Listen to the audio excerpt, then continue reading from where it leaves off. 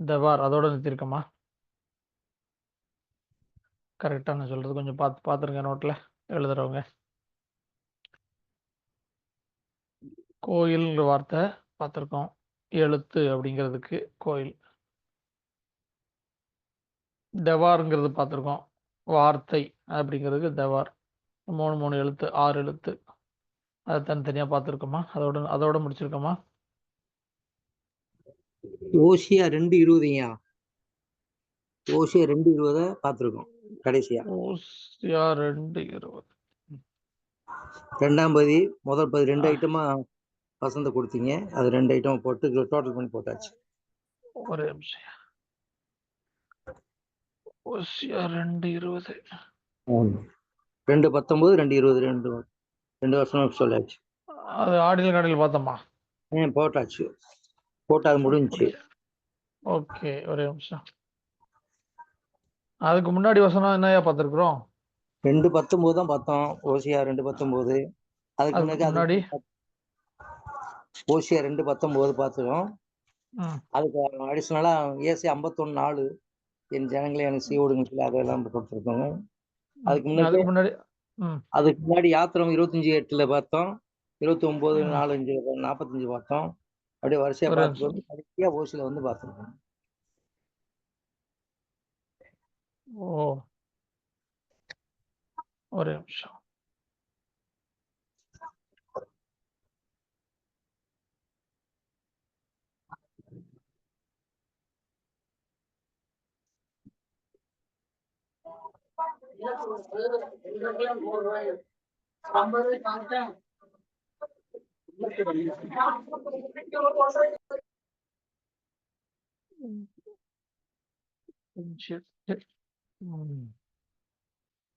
எனக்கு வந்துடுறேன்.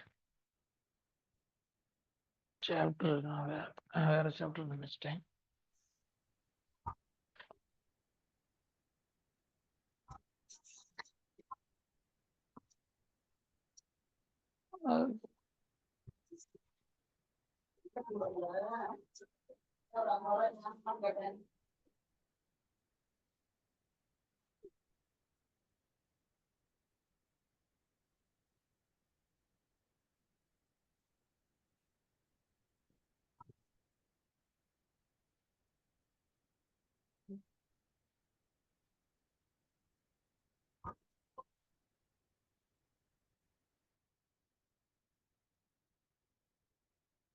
இதுக்கு முன்னாடி என்ன பார்த்துருக்கோம்? லேவியராகமம் 20 இது பார்க்கலையா? 25:10. லேவியராகமம் 25:10 அதெல்லாம் பார்த்தாச்சு. அதுக்கப்புறம் ஆதியாகமம் 46:3. ஒரு நிமிஷம் அப்படியே இருக்கு.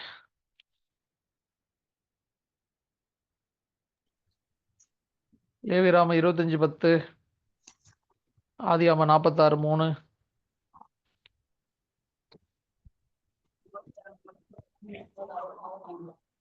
மற்றவங்களும் பாருங்க, அப்படியே நோட்டு பாருங்க. ஐயா இன்னைக்கு எந்த கிளாஸுங்கய்யா? 1ஆம் கிளாஸ் 2ஆம் கிளாஸா? ஐயா கிளாஸ் வந்து இன்னைக்கு பழைய கிளாஸ்யா. Old batch. ஓல்டு பேட்சா? ஆமாயா. நியூ பேட்ச்யா? புது பேட்ச் சொல்லிக்கிட்டு இருக்கேன். இல்ல புது பேட்ச் கிடையாது. புது பேட்ச் காரணம் போன வாரம் குட் ஃப்ரைடே வந்ததுனால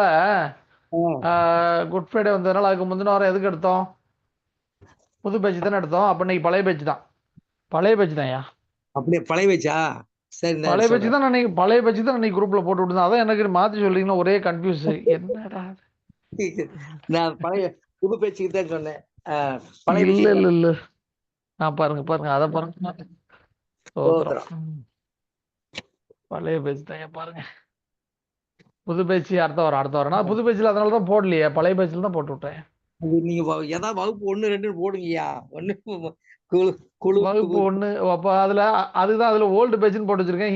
ஹீப்ரு குரூப் பேரே ஓல்டு பேட்ச். இதுல வந்து நியூ பேட்ச்.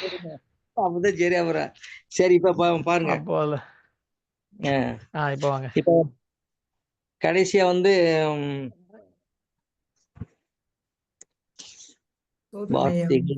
எண்ணாகமம் தானே பார்த்துட்டு வரோம். எண்ணாகமம் தான். கரெக்ட். சத்தம், வார்த்தை, எழுத்துக்கள். அதேதான். அதுல எதோட முடிச்சிருக்கோம் நம்ம? சத்தம், வார்த்தை வார்த்தை. டபார் அதோட அதோட முடிச்சிருக்கோமா? வார்த்தைகள் அதெல்லாம் புரிஞ்சுட்டு வார்த்தைகள் எழுத்துக்கள் வார்த்தைகள் அதுக்கு ஆடில் காடிலாம் பார்த்துட்டோமா? ஆதியம் 1:1 7 வார்த்தைகள் 28 எழுத்து அதெல்லாம் கடைசியா முடிச்சது. அதான் கடைசியா முடிச்சிருக்கோம். 7 வார்த்தை 28 எழுத்து அதோட முடிச்சிருக்கா? அதோட முடிச்சிருக்கோம். சரி. 22 11 13 சொல்லி கடைசியா பரிசுத்தமுள்ள இந்த பரிசுத்தமா நீதி செய்யணும் சொல்லி அதோட சொல்லி முடிச்சிருக்கோம். சரியா, கரெக்ட். சரிங்க, சோத்ரம். சரி, சோதரம் நல்ல. சரி சரி நல்ல வேலை கேட்டீங்க, இல்லைன்னா பயங்கர கன்ஃபியூஷன். எனக்கு டவுட் ஆகி போச்சு. சோதரம். சரியா சரியா. அதான் மாற்றியாதான் நீங்க ஜெபம் பண்ணி சொல்லுவீங்க அப்படின்ட்டு இப்படி யோசனை பண்ணியிருக்கேன். இல்ல இல்ல இல்ல பழைய பேச்சு தான். ஆமா. சரி, பழைய வச்சுன்னு சரி அது போடுங்க, புதுசு பழசு போடுங்க, அப்பதான் அது நல்லா இருக்கும். அப்ப நான் பழைய பேச்சில் தான், அதனாலதான் நான் இன்னொரு குரூப்ல போடுறதே இல்லை. இப்ப புது குரூப்புக்கு நடந்தா பழைய குரூப்புக்கு போடவே மாட்டேன். பழைய குரூப்ல அதுல போட்டு அடுத்த வாட்டி மென்ஷன் பண்ணிடுறேன். நல்லது. போடுங்க, ரெடியா இருக்கோம். சரி சரி, கவனிங்க. ம். ஆதியிலே வார்த்தை இருந்தது, அந்த வார்த்தை தேவனிடத்தில் இருந்தது, அந்த வார்த்தை தேவனாய் இருந்தது அப்படின்னு நம்ம படிச்சிடறோமா தமிழ்ல? கடகடன் படிச்சிடறோம். அதிலே வார்த்தை இருந்தது, அந்த வார்த்தை தேவனாய் இருந்தது, அந்த வார்த்தை தேவனிடத்தில் இருந்தது. அது சரியான அர்த்தம் நமக்கு விளக்கம் புரியணும்னா நம்ம எபிரேயத்தில் படிச்சாதான் நமக்கு விளக்கம் புரியும். காரணம் என்னன்னா, நீங்க ஒரு மரத்தோடைய கிளை பகுதியை வச்சு அதை மட்டும் தெரியுதுன்னு வைங்க, அதை வச்சு நீங்க அதனுடைய தண்டையும் வேறையெல்லாம் இமேஜின் பண்ண முடியாது. அதனுடைய தண்டு எப்படி இருக்கும். அப்போ ஒரு மரத்துடைய முழு பிக்சர் தெரியணும் அப்படின்னு சொன்னா, மரத்தினுடைய வேர் பகுதி என்னன்னு தெரியணும், மரத்தினுடைய தண்டு எப்படி இருக்கு, தண்டு பகுதி எப்படி இருக்குன்னு தெரியணும், மரத்தினுடைய கிளைகள் எப்படி இருக்குன்னு பார்க்கணும். அப்போ நம்ம அப்படி வேதத்தை பார்க்கும்போது ஆண்டவர் அப்படிதான் வேதத்தை கொடுத்துருக்கிறாரு. வீட்டு ஒளிவமரமா பார்க்க சொல்றார். வீட்டு ஒளிவமரமா பார்க்கும்போது ஆண்டவராய் இயேசு கிறிஸ்துவ அவரோடு இணைக்கப்பட்ட சபையை நம்ம எப்படி பார்க்கணும்னு சொன்னா, வீட்டு ஒளிவமரமா பார்க்கணும். அதுல எப்படி இருக்குது அப்படின்னு சொன்னா 3 பகுதியா பார்க்கணும். வேதத்துல ஆபிரகாமின் தேவனும் ஈசாக்கின் தேவனும் யாக்கோவின் தேவனுமா இருக்கிற அவர்தான் நம்முடைய கர்த்தராய் இயேசு கிறிஸ்து. சரியா? அப்போ ஆபிரகாமின் தேவனும்னா எபிரேயர்களின் தேவன். எபிரேயர்களின் தேவனா இருக்கும்போது எப்படி கொடுத்திருக்காரு வேதத்துல, என்ன கொடுத்திருக்காரு, எப்படி கொடுத்திருக்காருங்கிறது நமக்கு தெரியணும். அடுத்து இஸ்ரவேலர்களின் தேவன், அப்போ எப்படி வேதத்தை ஜனங்களுக்கு எப்படி கொடுத்திருக்கிறாரு, என்ன கொடுத்திருக்கிறாருங்கிறது தெரியும். அடுத்து ரட்சிப்பின் தேவன், சர்வபூமிக்கும் தேவனா புதிய ஏற்பாட்டில் வெளிப்படும் போது எப்படி கொடுத்திருக்கிறாரு, நமக்கு எப்படி கொடுக்கிறாரு, ரட்சிப்பை பரிசுத்த ஆவியை பெற்று நமக்கு எப்படி கொடுக்கிறாரு அப்படிங்கிறது புரிந்தாதான் வேதம் புரியும். சரியா? அப்போ அதுல எப்படி இருந்தாரு, ஆதியிலே வார்த்தை இருந்ததுன்னா நமக்கு புரியணும். ஆலஃபண்ட் வார்த்தையாகிய தேவனா இருந்தாரு. இந்த வார்த்தை தேவனா இருந்தது அப்படின்னு சொன்னா தோரா எழுதி கொடுக்குறாரு. அதுல இந்த வார்த்தையாகி தேவனா இருக்கிறார், தேவாரா இருக்கிறது. அந்த வார்த்தை தேவனா இருந்தது அப்படிங்கிறது தான் மேசியாவாக இயேசுவாக வெளிப்பட்டது, இயேசு கிறிஸ்து. இப்போ இயேசு கிறிஸ்து நமக்கு எப்படி தெரியணும், வார்த்தையாகவும் தெரியணும், ஆலஃபண்டாவாகவும் தெரியணும். இந்த 3 விதமா தெரிஞ்சாதான் நமக்கு முடியும். சரியா? ஆதியிலே ஆதி முதலாய் உங்களுக்கு சொல்லி இருக்கிறவர் நான் தான்ங்கிறாரா யூதர்கள்ட்ட? ஆதியாகமம் 1:1 சொல்லியிருக்கிறவர் நான் தான், பெரிஷித். அதுல சொல்லியிருக்கிறவர் ஆதி முதலாய் சொல்லியிருக்கிறவர் நான் தாங்கிறார். யூதர்களுக்கு சர்றன்னு ஏறுது கோபம். ஏன்? பிதாவாகிய ஒரே தேவன் நமக்கு உண்டே, இவர் தச்சரா பிறந்துக்கிட்டு இப்படி சாதாரண ஆளாக இருந்துட்டு தன்னை அவருக்கு நிகராகிறாரே அப்படின்றது அவங்களுக்கு கோவம். நமக்கு புரியணும், வேத வாக்கியங்களை ஆராய்ந்து பாருங்கள் அப்படிங்கிறது அவரவருடைய சொந்த மொழியில முடியாது. ஏன்னா ஆராய்ந்து பார்க்கறதுன்னு கொடுக்கப்பட்டது எபிரேயத்தில் தான் கொடுத்தார். நம்ம சொந்த மொழியில நம்ம புறஜாதியா இருக்கிறதுனால படிச்சு புரிஞ்சுக்கலாம், ஓரளவுக்கு தெரிஞ்சுக்கலாம், அறிஞ்சுக்கலாம். ஆனா தேறினவர்கள் ஆகணும், பூரண புருஷர்கள் ஆகணும் அப்படின்னு சொன்னா மூல மொழியை தான் நம்ம போய் ஆராய்ந்து பார்க்க வேண்டும். அப்போ அப்படி பார்க்கும்போது வார்த்தை சரியா. அப்போ முதலாவது நம்ம பார்த்தோம் போன கிளாஸ்ல, எபிரேயர்களின் தேவனா இருக்கும்போது சத்தமாக தான் வெளிப்படுறார். அதாவது தேவன் விரும்பினால் இவர்களோட தொடர்பு கொண்டு பேசுவார். இவர்கள் விரும்பிலாம் போய் பார்க்க முடியாது. விரும்பினா சொப்பனத்தில் பேசுவார், சத்தம் கேட்கும். இவங்கெல்லாம் ஆபிரகாமுடைய பீரியடில் அப்படிதான் சரியா. இவங்கெல்லாம் போய் ஆபிரகாம், ஈசாக்கு, யாக்கோபு வரைக்கும் அப்படிதான். அடுத்து கோத்திர பிதாக்களுடைய காலம் ஸ்டார்ட் ஆகிற வரைக்கும் சத்தம் தான். அவர் விரும்பினா வந்து பார்ப்பாரு, இவங்க விரும்பிலாம் அவரை போய் பார்க்க முடியாது, அவரை போய் தரிசிக்க முடியாது. அதுக்கப்புறம் அதே சத்தம் வார்த்தையாக தன்னை சுருக்கி அதுதான் 5 ஆகமமா மோசையை கொண்டு மோசை இடத்துல எழுதி கொடுக்குறார். அதே சத்தம் தான், அந்த சத்தம் தான் இந்த வார்த்தையா வார்த்தைக்குள்ள தன்னை சுருக்கி எழுதி கொடுக்குறார் 5 ஆகமங்களா.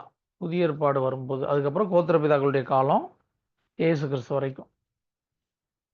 இயேசு கிறிஸ்து வெளிப்படும் போது அதே சத்தம், அதே வார்த்தை தான் தன்னை ஒரு மனித வித்துக்குள்ள, அதாவது வித்துக்குள்ள என்ன வித்து இருந்தால் தான் அந்த வித்தின் மூலமாக தான் ஒரு குழந்தை பிறக்க முடியும் இல்லையா. அந்த வித்துக்குள்ள சுருக்கி தன்னை ஒரு மனுஷகுமாரனா வெளிப்படுத்துற. நல்லா புரிந்து கொள்ளணும், இயேசு தான் வார்த்தை, வார்த்தை தான் சத்தம். இந்த சத்தமும் வார்த்தையும் மனுஷகுமாரன் சொல்லக்கூடிய இயேசு கிறிஸ்து தான் தேவகுமாரன். இந்த 3 இல்லாம சிருஷ்டிப்பு இல்லை. சிருஷ்டிப்பில் சம்பந்தப்பட்டிருக்கிறது இந்த 3 தான். திருத்துவத்தில் சத்தம், அடுத்து வார்த்தை, அடுத்து அவர் தான் குமாரன், தேவகுமாரன். இந்த 3 தான் சம்பந்தப்பட்டு. அதுதான் நம்ம படிக்கணும். அதுதான் வேதத்தை படிக்கும்போது அவரை ஆலஃபென்டாவா நமக்கு தெரியணும், அவரை இந்த வார்த்தையா தெரியணும், அவரை யாவையா தெரியணும், கர்த்தரா தெரியணும், அவரை யெஷுவாவா தெரியணும், அவரை தோராவா தெரியணும். அப்படின்னா நீங்க ரட்சிக்கப்பட்ட இயேசுவின் மூலமாய் நீங்க ரட்சிக்கப்பட்டிருந்தாதான் அந்த அனுபவத்துக்குள்ள கடந்து வர முடியும். யோவான் 1:1 1:5 வரைக்கும் மறக்கவே கூடாது. முதலாவது இயேசுவை விசுவாசித்து ஏற்றுக்கொண்டு ரட்சிப்பின் அனுபவத்துக்குள்ள வந்தாதான் 5 நம்ம இங்கிருந்து அங்க போனோம். இயேசுல இருந்து அடுத்து தோராக்கு போனோம். தோரால இருந்து யாவே கர்த்தரா பார்க்கணும். அதுல இருந்து அவரை தேவார வார்த்தையா பார்க்கணும். அதுல இருந்து ஆலஃபென்டாவா பார்க்கணும். இந்த 5 காரியத்துக்கு மேல் நோக்கி போறது தான் ஆவிக்குரிய வாழ்க்கை. அதெல்லாம் 5 விதமா அவரை பற்றி கொடுக்கப்பட்டிருக்கும். அதிலே வார்த்தை இருந்தது, அந்த வார்த்தை தேவனிடத்தில் இருந்தது, அந்த வார்த்தை தேவனாயிருந்தது, அவர் ஆதியிலே தேவனோடு இருந்தார், சகலமும் அவர் மூலமாய் உண்டாயிற்று, உண்டானதுண்டும் அவரால் இல்லாமல் உண்டாகவில்லை, அவருக்குள் ஜீவன் இருந்தது, அந்த ஜீவன் மனுஷருக்கு ஒளியா இருந்தது, அந்த ஒளி இருளிலே பிரகாசிக்கிறது, இருளானது அதை பற்றி கொள்ளவில்லை. இதுல இருந்து நம்ம 5ஆம் வசனம் இயேசு, 4ஆம் வசனம் தோரா 5 ஆகமம், 3ஆம் வசனம் யாவே கர்த்தர், 2ஆம் வசனம் தேவார் வார்த்தை, 1ஆம் வசனம் ஆலஃபென்டாவ் 22 எழுத்துக்களும். இங்க போகணும் நம்ம ஆலஃபென்டாவுக்கு தான் 22 எழுத்துக்கு தான் வார்த்தையாகிய மணவாளனுக்கு தான் நம்மளை மணவாட்டிய வேதம் சொல்லுது. அவர் தான் 22 எழுத்து, அவர் தான் வார்த்தையாகிய ஆவிக்குரிய மணவாளன். அவருக்கு தான் ஆவிக்குரிய மனவாட்டியை அவருடைய பாதியை நமக்கு கொடுக்குறார். 11 நமக்கு கொடுக்குறாரு. அவர் 11 தலையாகிய கிறிஸ்துவா இருக்கிறார். சரியா? இப்போ சத்தத்துக்கு பார்த்துட்டோம், வார்த்தைக்கு பார்த்துட்டோம். சத்தம்னா என்ன? போன கிளாஸில் பார்த்துட்டோம். மணவாளன் தான் சத்தம் அப்படிங்கிறத பார்த்தோம். 137 173 37 136 173 சிங்கிளாக கொட்டிங்கன்னா 11. மணவாளன் தான் அந்த சத்தம். வார்த்தைன்னா யாரு? 26 206 தெவாருக்கு போட்டிங்கன்னா தெவார் அவர் தான் வார்த்தை. அதுவும் 206 0 எடுத்துட்டிங்கன்னா 26 யோதுகே வாவுகே கர்த்தருக்கு என்ன வேல்யூ வருதோ அதே வார்த்தை அதே வேல்யூ தான் தெவாருக்கும். எழுதிக்கிங்க. தெவார் வார்த்தைன்னு சொல்லக்கூடிய எபிரேய அந்த பதத்துக்கு யோதுகே வாவுகேக்கு என்ன வேல்யூ வருதோ அதுக்கு 26 வரும். இதுக்கும் அதே தான். 26 206 0 எடுத்துட்டிங்கன்னா 26 தான். இப்போ இந்த வார்த்தை யாருன்னா 232 ஆடில் காடல் டோட்டல் 26 206க்கு கூட்டினீங்கன்னா 232 2 + 3 + 2 7 தேவகுமாரன் தான் வார்த்தை. நல்லா புரிஞ்சுக்கொள்ளணும். தேவகுமாரன் தான் வார்த்தை ஆகிய கர்த்தர். அவர் தான் பூரணம். அதனால தான் 7. எபிரேயத்தில் தேவகுமாரன் எழுதுனீங்கன்னா எபிரேய எழுத்துக்கள் எழுதுனீங்கன்னா 7 எழுத்து தான் வரும். அதனால தான் 7 அவருடைய பூரணத்துவத்தை 7 திருச்சபைக்கும் 7 திருச்சபை அவருடைய இதில் தான் பின்னணியில் தான். அவர் 7 தேவகுமாரன்கிறது 7. அதனால தான் 7 திருச்சபை வெளிப்படுத்தும் விசேஷத்தில் சொல்றாரு. நல்லா புரிஞ்சுக்கொள்ளுங்க. மனுஷகுமாரனா இருக்கும்போது மரிப்பதற்கு முன்பு பேசினது தான் மத்தேயு, மார்க்கு, லூக்கா, யோவான். ஆனா உயிர்த்தெழுந்த பின்பு பேசினது கர்த்தர் நேரடியா திருச்சபைக்கு பேசினது வெளிப்படுத்தின விசேஷத்தில் தான் இருக்கு. மத்தேயு, மார்க்கு, லூக்கா, யோவான்ல அவருடைய சுவிசேஷ ஊழியம், அவருடைய மரணம் உயிர்த்தெழுதலுக்கு முன்னாடி உள்ள காரியம். சரியா? அதுல நிறைய காரியத்தை நேரடியாக சொல்லியிருக்க மாட்டார். 5 வகையான ஊழியத்தை பற்றி சீசர்கள்ட்ட சொல்லவே இல்லை. பரிசுத்த ஆவி வரும்போது தான் சொல்றார். 5 வகையான ஊழியத்தை பற்றி இயேசு கிறிஸ்து நேரடியாக சீசர்கள்ட்ட சொல்லவே கிடையாது. இப்போ நமக்கு இதெல்லாம் தெரியணும். அப்போ வெளிப்படுத்தும் விசேஷத்தில் கர்த்தர் நேரடியாக திருச்சபைக்கு பேசுனது என்ன இருக்குன்னு சொன்னால், ஆவியாக இருக்கிற கர்த்தர் நேரடியாக திருச்சபைக்கு உயிர்த்தெழுந்த பின்பு பேசுனது வெளிப்படுத்தும் விசேஷத்தில் தான் நமக்கு இருக்கு. அதற்கு முன்பு மனுஷகுமாரனா இருந்தபோது பேசுனது தான் 4 சுவிசேஷங்கள்ல இருக்கு. இப்போ வெளிப்படுத்தும் விசேஷம் தான் நமக்கு திருச்சபைக்கு ரொம்ப அவசியமான காரியம். சரியா? சரி. இப்போ எழுத்துக்கள் அப்படிங்கிற எபிரேய வார்த்தைக்கு போடுவோம். ஓட்டியாட் அதுக்கு பார்க்கலாம். அதுக்கு போடுறீங்களா? அதுக்கு சொல்கிறோம், போடுங்க. அலஃப் 1வது எழுத்து, வாவ் 6வது எழுத்து, டவ் 22, யோத் 10, வாவ் 6, டவ் 22. 1 2 3 4 5 6 எழுத்து. Aleph, vav, tav, yod, vav, tau.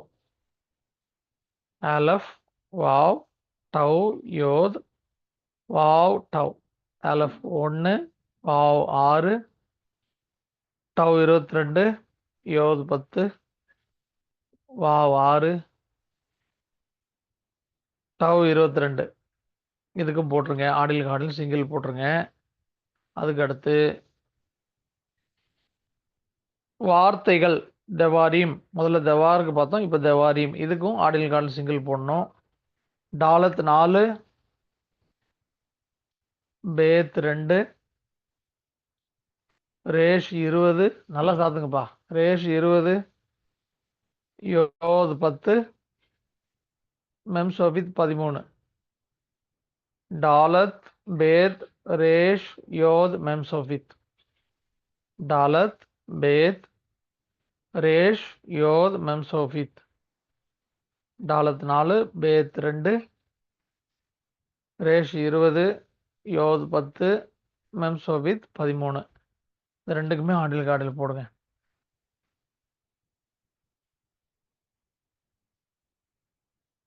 அதுக்கும் ஆடில் காடில் சிங்கிள் போடுங்க. இதுக்கும் ஆடில் காடில் சிங்கிள் போடுங்க.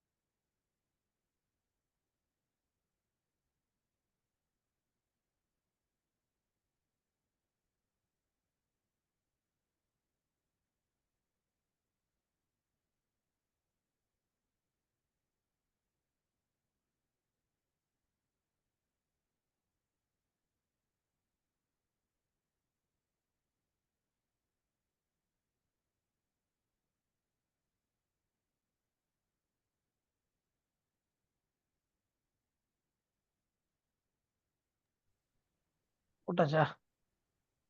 போட்டாச்சியா. சொல்லுங்கய்யா. 67 823. 67 823. 823. இது வந்து சிங்கிள் வந்து 22 22. சரிங்க.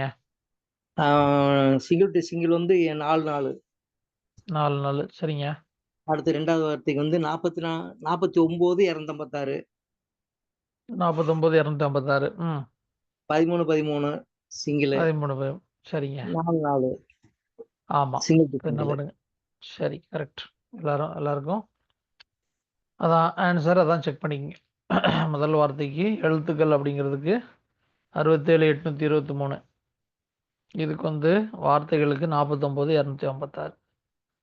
அப்போ எழுத்துக்களும் வார்த்தைகளும் ரெண்டும் சேர்த்து எத்தனை எழுத்துல இருக்கு பாருங்க. மொத்தம் கூட்டுங்க.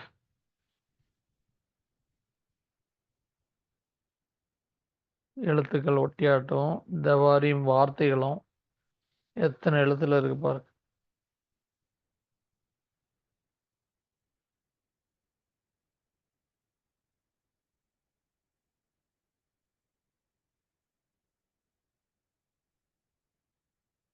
எத்தனை? 11 எழுத்துல இருக்கா?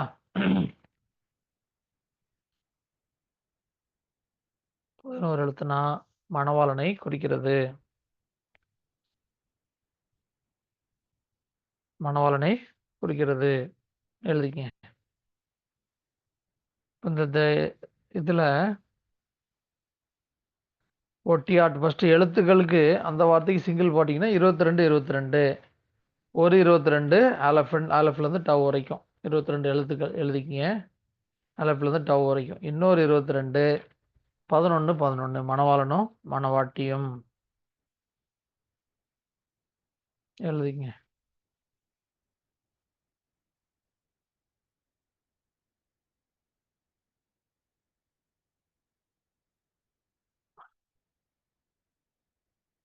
வார்த்தைகள் தெவாரியும் வார்த்தைகளுக்கு சிங்கிள் போட்டிங்கன்னா 13 13 26 கர்த்தர் யோதுகே வாவுகே யாவே. அப்போ எழுத்துக்களும் வார்த்தைகளும் அப்படின்னு ரெண்டும் 11 எழுத்துல வச்சிருக்கிறாரு மணவாளனை குறித்து. சரியா? 11 எழுத்துல இருக்கு.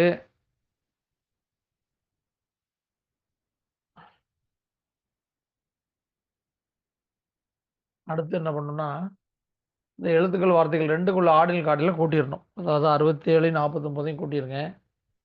823 256 கூட்டிருங்க.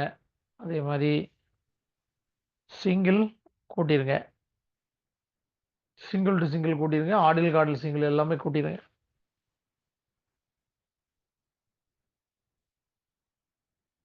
இந்த 2 வார்த்தைக்கு மொத்தமா கூட்டுங்க. யசோதரன் 216 1079 செய்யுங்க. கரெக்ட். 116 1079 கரெக்ட். மொத்தம் 1195. 1195. 35 35 சிங்கிள் 70. Single to single 8 8 16. 16 ஆடில் காட்டில் சிங்கிள் போட்டிங்கனாலும் 26 26 அதுவும் யாவே தான். யோதுகே வாவுகே. சரியா? இப்போ எழுத்துக்களும் வார்த்தைகளுக்கும் கூட்டினீங்கன்னா 26 26 தான் ஆடில் காடில் சிங்கிள். ஆடில் சிங்கிள் காடில் சிங்கிள் போட்டிங்கன்னா 26 26. சிங்கிள் 35 35 70 0 எடுத்தீங்கன்னா 7 தேவகுமாரன் அவர் தான். 70 தேசத்தில் உள்ளவங்களுக்கும் அவர் தான். 70ங்கிறது 70 தேசம். 70 தேசத்தில் உள்ள மணவாட்டிக்கும் தெரிந்து கொள்ளப்பட்ட ஜனங்களுக்கும் அவர் தான் தேவகுமாரன், அவர் தான் கர்த்தர். சிங்கிள் டு சிங்கிள் 8 8 கூட்டினீங்கன்னா 8 8 16 16னா தோராவுடைய ஷார்ட் ஃபார்ம்.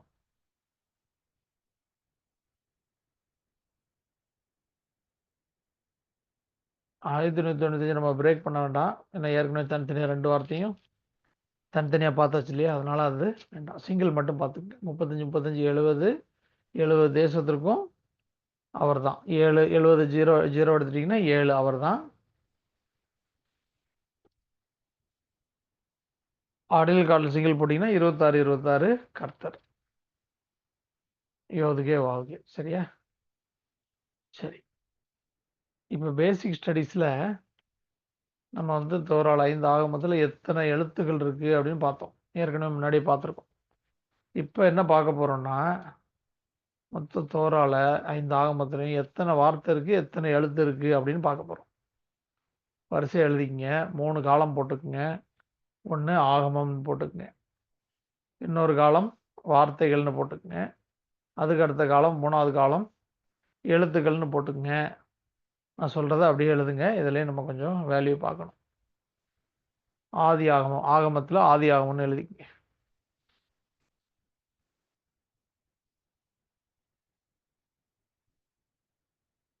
ஆதி ஆகமத்தில் 20,512 வார்த்தைகள். 20,512 20,512 வார்த்தைகள் இருக்கு. அடுத்தது எழுத்துக்கள் வந்து ஆதி ஆகமத்தில் 78,064 78,064 78,064. அடுத்தது யாத்ராகமம். யாத்ராகமத்தில் 16,723 வார்த்தைகள். 16,723 வேர்ட்ஸ். 16,723 வார்த்தைகள். யாத்ராகமத்தில் எழுத்துக்கள் வந்து 63,529 63,529 63,529. அடுத்து லேவியராகமம் லேவியராமத்தில் 11,950 வார்த்தைகள், 11,950, 11,950.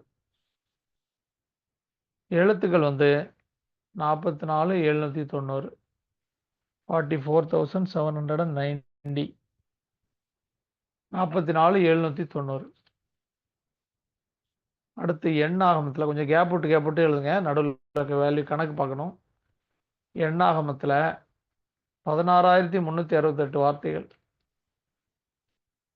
16,368, 16,368 வார்த்தைகள். எழுத்துக்கள் வந்து 63,530, 63,530, 63,530 எழுத்துக்கள். அடுத்து உபாகமத்தில் 14,294 வார்த்தைகள், 14,294, 14,294 வார்த்தைகள். எழுத்துக்கள் வந்து 54,892, 54,892, 54,892. இப்போ அந்த வார்த்தைகள் எல்லாம் மொத்தமாக கூட்டிடுங்க. மொத்தம் எத்தனை வார்த்தைகள் வருது? மொத்தம் அப்படி டோட்டல் பண்ணிடுங்க. 20,512 ப்ளஸ் 16,723 ப்ளஸ் 11,950 ப்ளஸ் 16,368 ப்ளஸ் 14,294. அதை அப்படியே கூட்டிடுங்க. இந்த பக்கம் எழுத்துக்களுக்கும் 5 ஆன்சர் வந்திருக்கும். அதை அப்படியே கூட்டிடுங்க. மொத்தமாக எழுத்துக்கள் தனியாக கூட்டிடுங்க, வார்த்தைகள் தனியாக கூட்டிடுங்க. கூட்டிட்டு சைடில் சிங்கிளாகவும் கூட்டி போடுங்க. எப்படின்னா இந்த 20,512 வந்து 2 ப்ளஸ் 5 ப்ளஸ் 1 ப்ளஸ் 2 அப்படி கூட்டுங்க. 16,723 1 ப்ளஸ் 6 ப்ளஸ் 7 ப்ளஸ் 2 ப்ளஸ் 3 அப்படின்னு கூட்டி சைடில் போடுங்க. அதே மாதிரி அந்த பக்கம் எழுத்துக்களுக்கும் 7 ப்ளஸ் 8 ப்ளஸ் 6 ப்ளஸ் 4 அப்படின்னு கூட்டி அதுக்கு சைடில் போடுங்க. Single 6 plus 3 plus 5 plus 2 plus 9 அப்படி 5 ஆன்சர் சிங்கிளாகவும் சிங்கிள் டு சிங்கிளாகவும் கூட்டுங்க. சிங்கிள் டிஜிட்டில் கூட்டுங்க.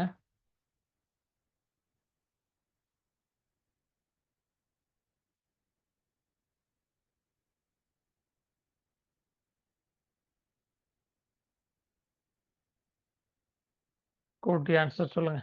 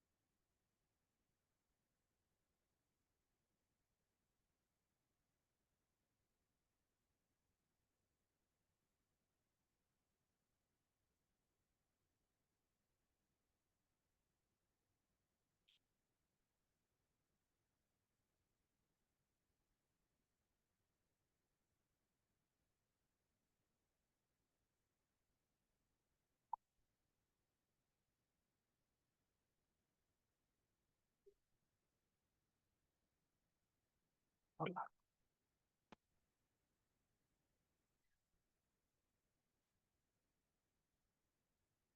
போட்டு சொல்லுங்க.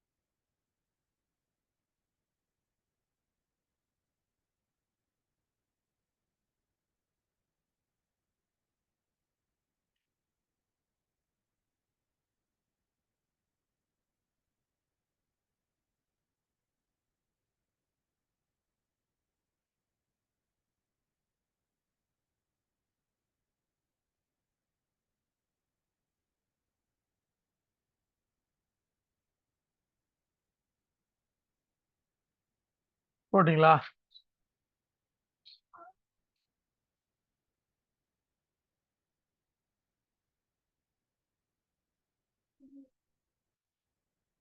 போட்டியாச்சா? ஐயா வார்த்தைகள் வார்த்தை டோட்டல் வந்து 79,847 சரியா? 79,847. அது வந்து இதுல வந்து சிங்கிள் போட்டோமாவா? மொத்தத்துக்கு 89 டோட்டலு. ஆமா correct. 89. 26 single to single. Single to single 26. Very குட்ங்க. எழுத்துக்களுக்கு எழுத்துக்கள் வந்து 30 48 05. 30 48 05 கரெக்ட். இது வந்து 119.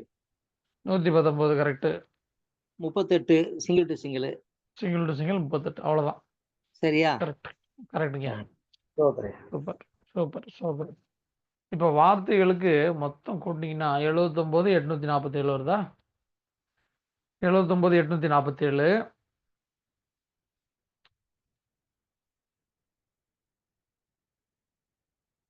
அதுக்கு வந்து சிங்கிள் கூட்டினீங்கன்னா இப்போ அந்த 79,847 வருதுல்ல, அதையும் தனியாக கூட்டுங்க. 7 + 9 + 8 + 4 + 7ன்னு கூட்டினீங்கன்னா 35 வரும். சரியா? 35 வரும். அதே மாதிரி 3,04,805 எழுத்துக்களுக்கு சிங்கிளாக கூட்டினீங்கன்னா 3 + 4 + 8 + 5 20 வரும். 35 20 இருக்கா? இதையும் சிங்கிளில் கூட்டினீங்கன்னா 3 + 5 8, 8 + 2 10. 10னா யோது கரம். சரியா?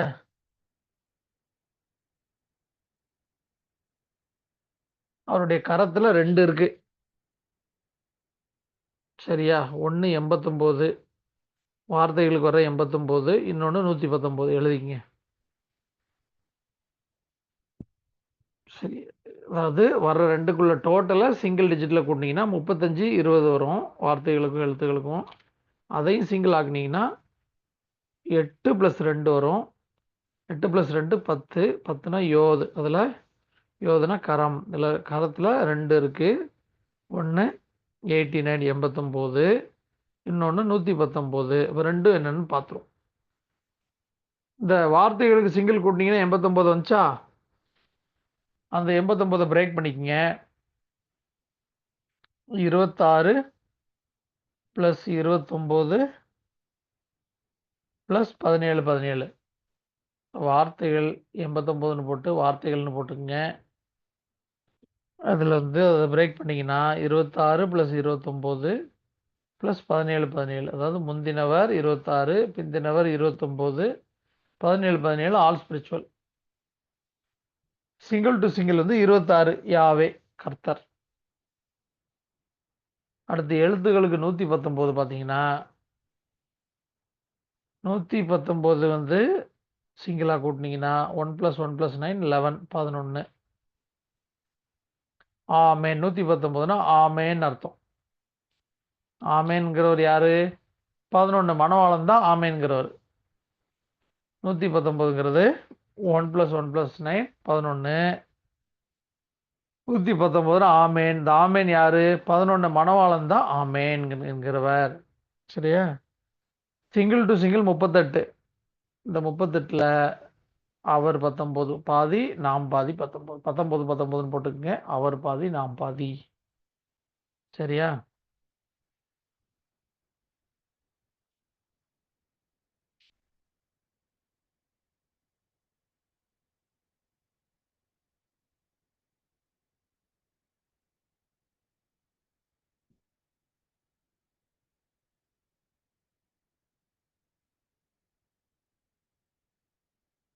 சரியா?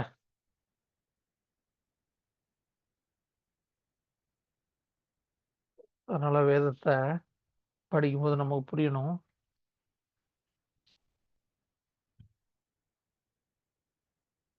அவர் சர்வலோகத்தின் பாவத்தை சுமந்து தீர்க்கிற தேவ ஆட்டுக்குட்டி தான். அதில் சந்தேகமே இல்லை.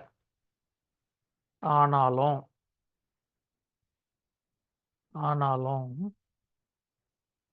2 குரூப்புக்காக தான் அவர் மரிக்கிறார். ஒன்று வந்து தெரிந்து கொள்ளப்பட்ட மணவாட்டிக்காக, இன்னொன்று இன்னும் மீட்கப்படாத யூதர்களுக்காக. 2 பேருக்கு தான்.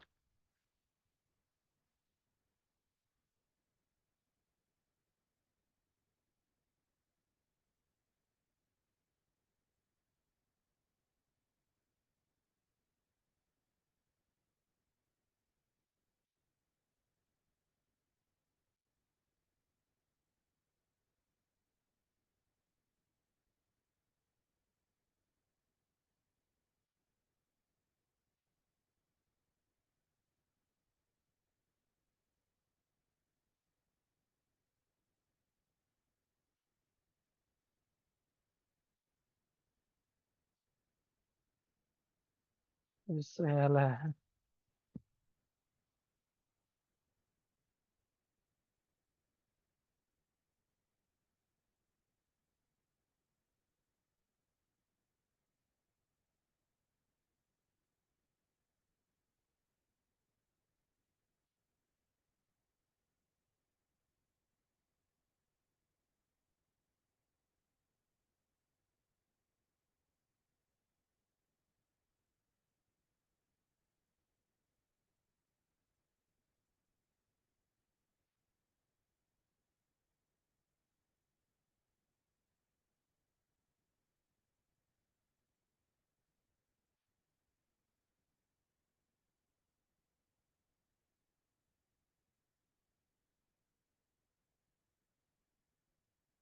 ம், 25ல் 6லேருந்து வாசிக்கும் 9 வரைக்கும். 25 6லேருந்து 9 வரைக்கும் வாசிக்கும்.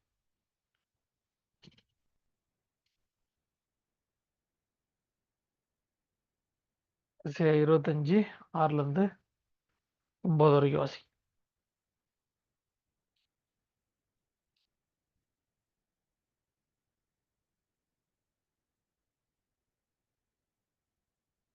ஒருத்தர் வாசிங்க. ஐயா மத்தேயுவா? ஏசாயா 25 6லேருந்து 9.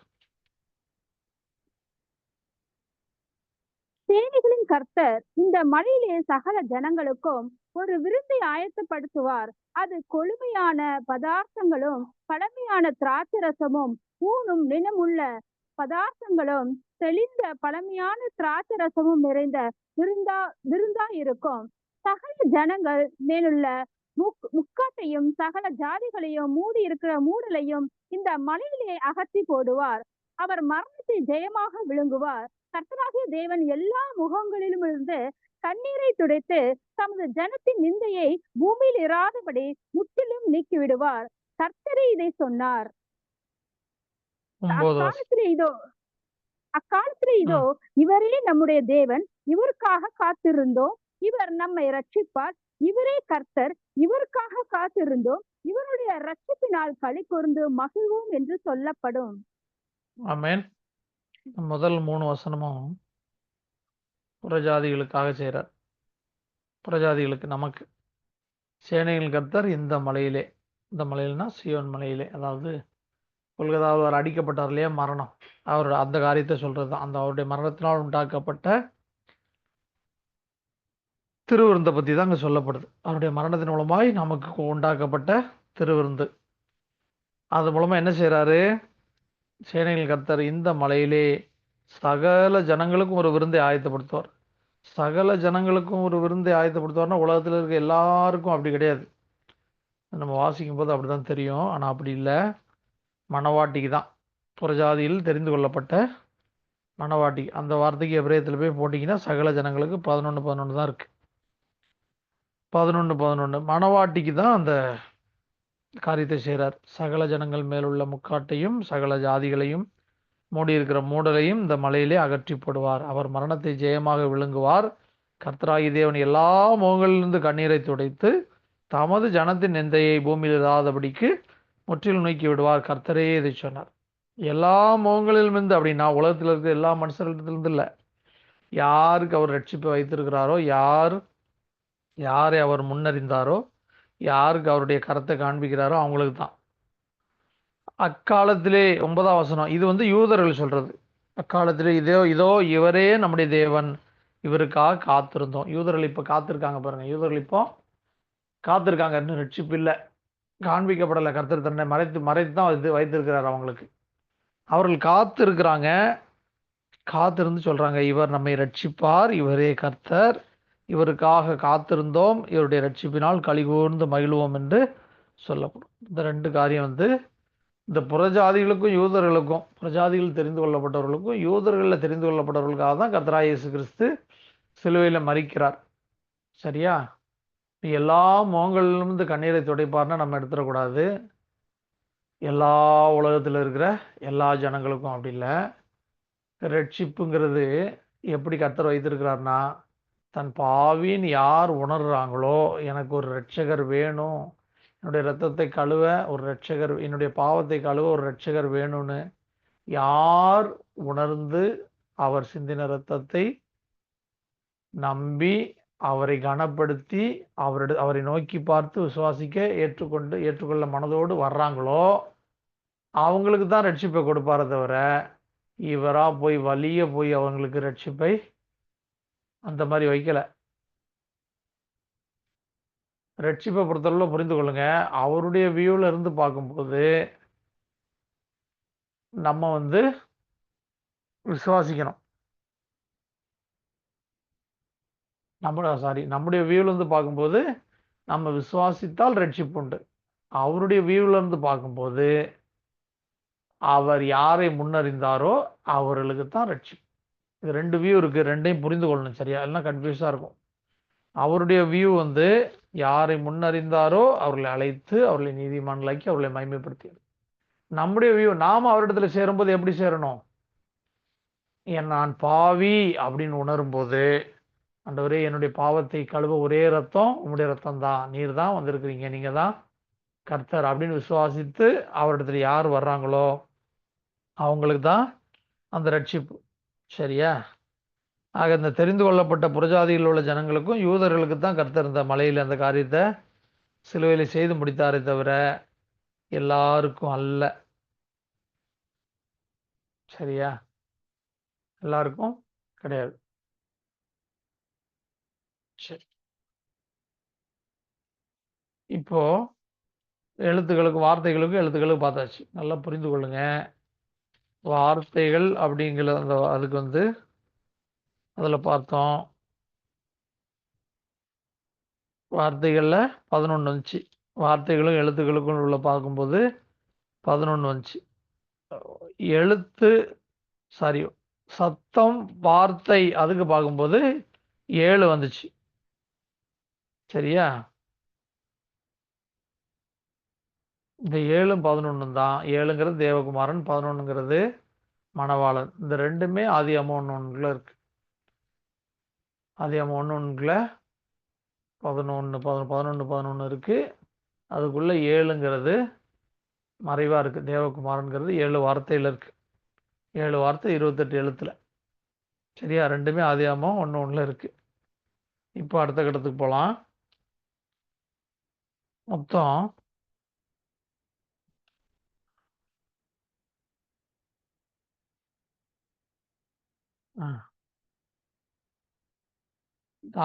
யோவான் 1:1 வாசிங்க. யோவான் எழுதின முதலாம் நிருபம் 1:1. 1 யோவான் 1:1. ஆதி முதல் இருந்ததும் நாங்கள் கேட்டதும் எங்கள் கண்களினாலே கண்டதும் நாங்கள் நோக்கி பார்த்ததும் எங்கள் கைகளினாலே தொட்டதுமா இருக்கிற ஜீவ வார்த்தையை குறித்து உங்களுக்கு அறிவிக்கிறோம். ஆமென்.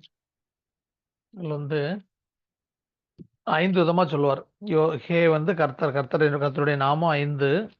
அதுக்காக 5 விதமா இங்க சொல்லியிருப்பார். யோவான் வந்து ஆதி முதல் இருந்தது, நாங்கள் கேட்டது 2வது பாயிண்ட், எங்கள் கண்களினாலே கண்டது 3வது பாயிண்ட், நாங்கள் நோக்கி பார்த்தது 4வது பாயிண்ட், எங்கள் கைகளினாலே தொட்டது 5வது, தொட்டதுமா இருக்கிற ஜீவ வார்த்தை 5 பாயிண்ட். 5 விதமா சொல்றாரா? இதுல ஆதி முதல் இருந்ததும் நாங்கள் கேட்டதும் அப்படிங்கிறது ஹெப்ராயிக் பீரியட் சத்தம். எழுதிக்க. ஆதி முதல் இருந்ததும் நாங்கள் கேட்டது வந்து சத்தம். பார்க்கிறது நாங்கள் எங்கள் கண்களினாலே கண்டதும் நாங்கள் நோக்கி பார்த்ததும் அது வந்து வார்த்தை. ரபானிக்கல் பீரியட்ல வார்த்தை எழுதி கொடுத்தாச்சு. வார்த்தை. மெசியானிக் பீரியட் அடுத்தது நாங்கள் எங்கள் கைகளினாலே தொட்டதுமாக இருக்கிற ஜீவ வார்த்தைங்கிறது மணவாளன். மெசியானிக் பீரியட்ல கர்த்தரை சொல்றாங்க. இவர் தான் அவர், இயேசு கிறிஸ்து தான் அவருங்கிறதுக்கு திருஷ்டாந்தப்படுத்துறாங்க. இயேசு கிறிஸ்து தான் அந்த சத்தம். ஹெப்ராயிக் பீரியட்ல இருந்த சத்தம் அவர் தான். ரபானிக்கல் பீரியட்ல இருக்கிற வார்த்தையும் அவர் தான். புதிய ஏற்பாட்டு காலத்தில் வந்த மணவாளனும் அவர் தான். ஆவிக்குரிய மணவாளனும் அவர் தான். அவர் தான் இந்த இயேசு. அவர் தான் உயிர்த்தெழுந்த ஆவியா இருக்கிற கர்த்தர் அப்படிங்கிறத அங்கே வந்து திருஷ்டாந்தப்படுத்துறதுக்காக தான் பிரித்து சொல்றாரு. இப்போ கேட்கறது சத்தம், பார்க்கிறது வார்த்தை, அதை உணரும் போது, தொடும்போது, கைகள் நாளை தொடும்போது மணவாளன். எழுதிங்க. எப்ராயிக், ரபானிக், மெசியானிக்னு போட்டு 3 விதமாக எழுதிங்க. எப்ராயிக் பீரியட்ல சத்தம், கேட்கிறது சத்தம். ரபானிக் பீரியட்ல காண்கிறது, கண்கள்னாலே பார்க்கறது வார்த்தை. மெசியானிக் பீரியட்ல கைகள்னாலே தொடுறது மணவாளன், உணரும் போது மணவாளன். சங்கீதம் 119 92 வாசிங்க. சங்கீதம் 119 92.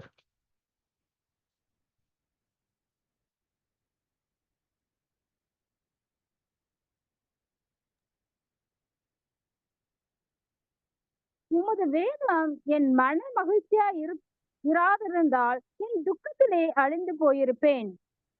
ஆமென். வேதம் என் மன மகிழ்ச்சியா இராதிருந்தால் என் துக்கத்திலே அழிந்து போயிருப்பேன். வேதத்தில் மன மகிழ்ச்சியா இருக்கிறதுக்கு நிறைய விஷயங்கள் இருக்கு. நல்லா புரிஞ்சுக்கொள்ளுங்க. அவர் நம்ம மாமிச கண்களால நமக்கு மாமிச கண்களை கொடுத்திருக்கிறாரா? அவருடைய சிருஷ்டிப்பு உலகமங்கு எவ்வளவு திரளா இருக்குது. இந்த மாம்ச கண்களாலேயே அவர் சிருஷ்டித்த இந்த எல்லா சிருஷ்டிப்புகளையும் எல்லா விஷயங்களையும் நம்ம பார்க்கக்கூடாத மறைவான காரியங்கள் எவ்வளோ இருக்கு. கொஞ்சம் தானே நம்ம பார்த்துருக்கோம். உலகத்தில் எவ்வளோ காரியங்கள் இருக்கு. அப்போ ஆத்துமாவுக்கு அவர் எழுதி கொடுத்த வேதம் அதில் எவ்வளோ இருக்கும், எவ்வளோ எழுதி கொடுத்துருப்பாரு.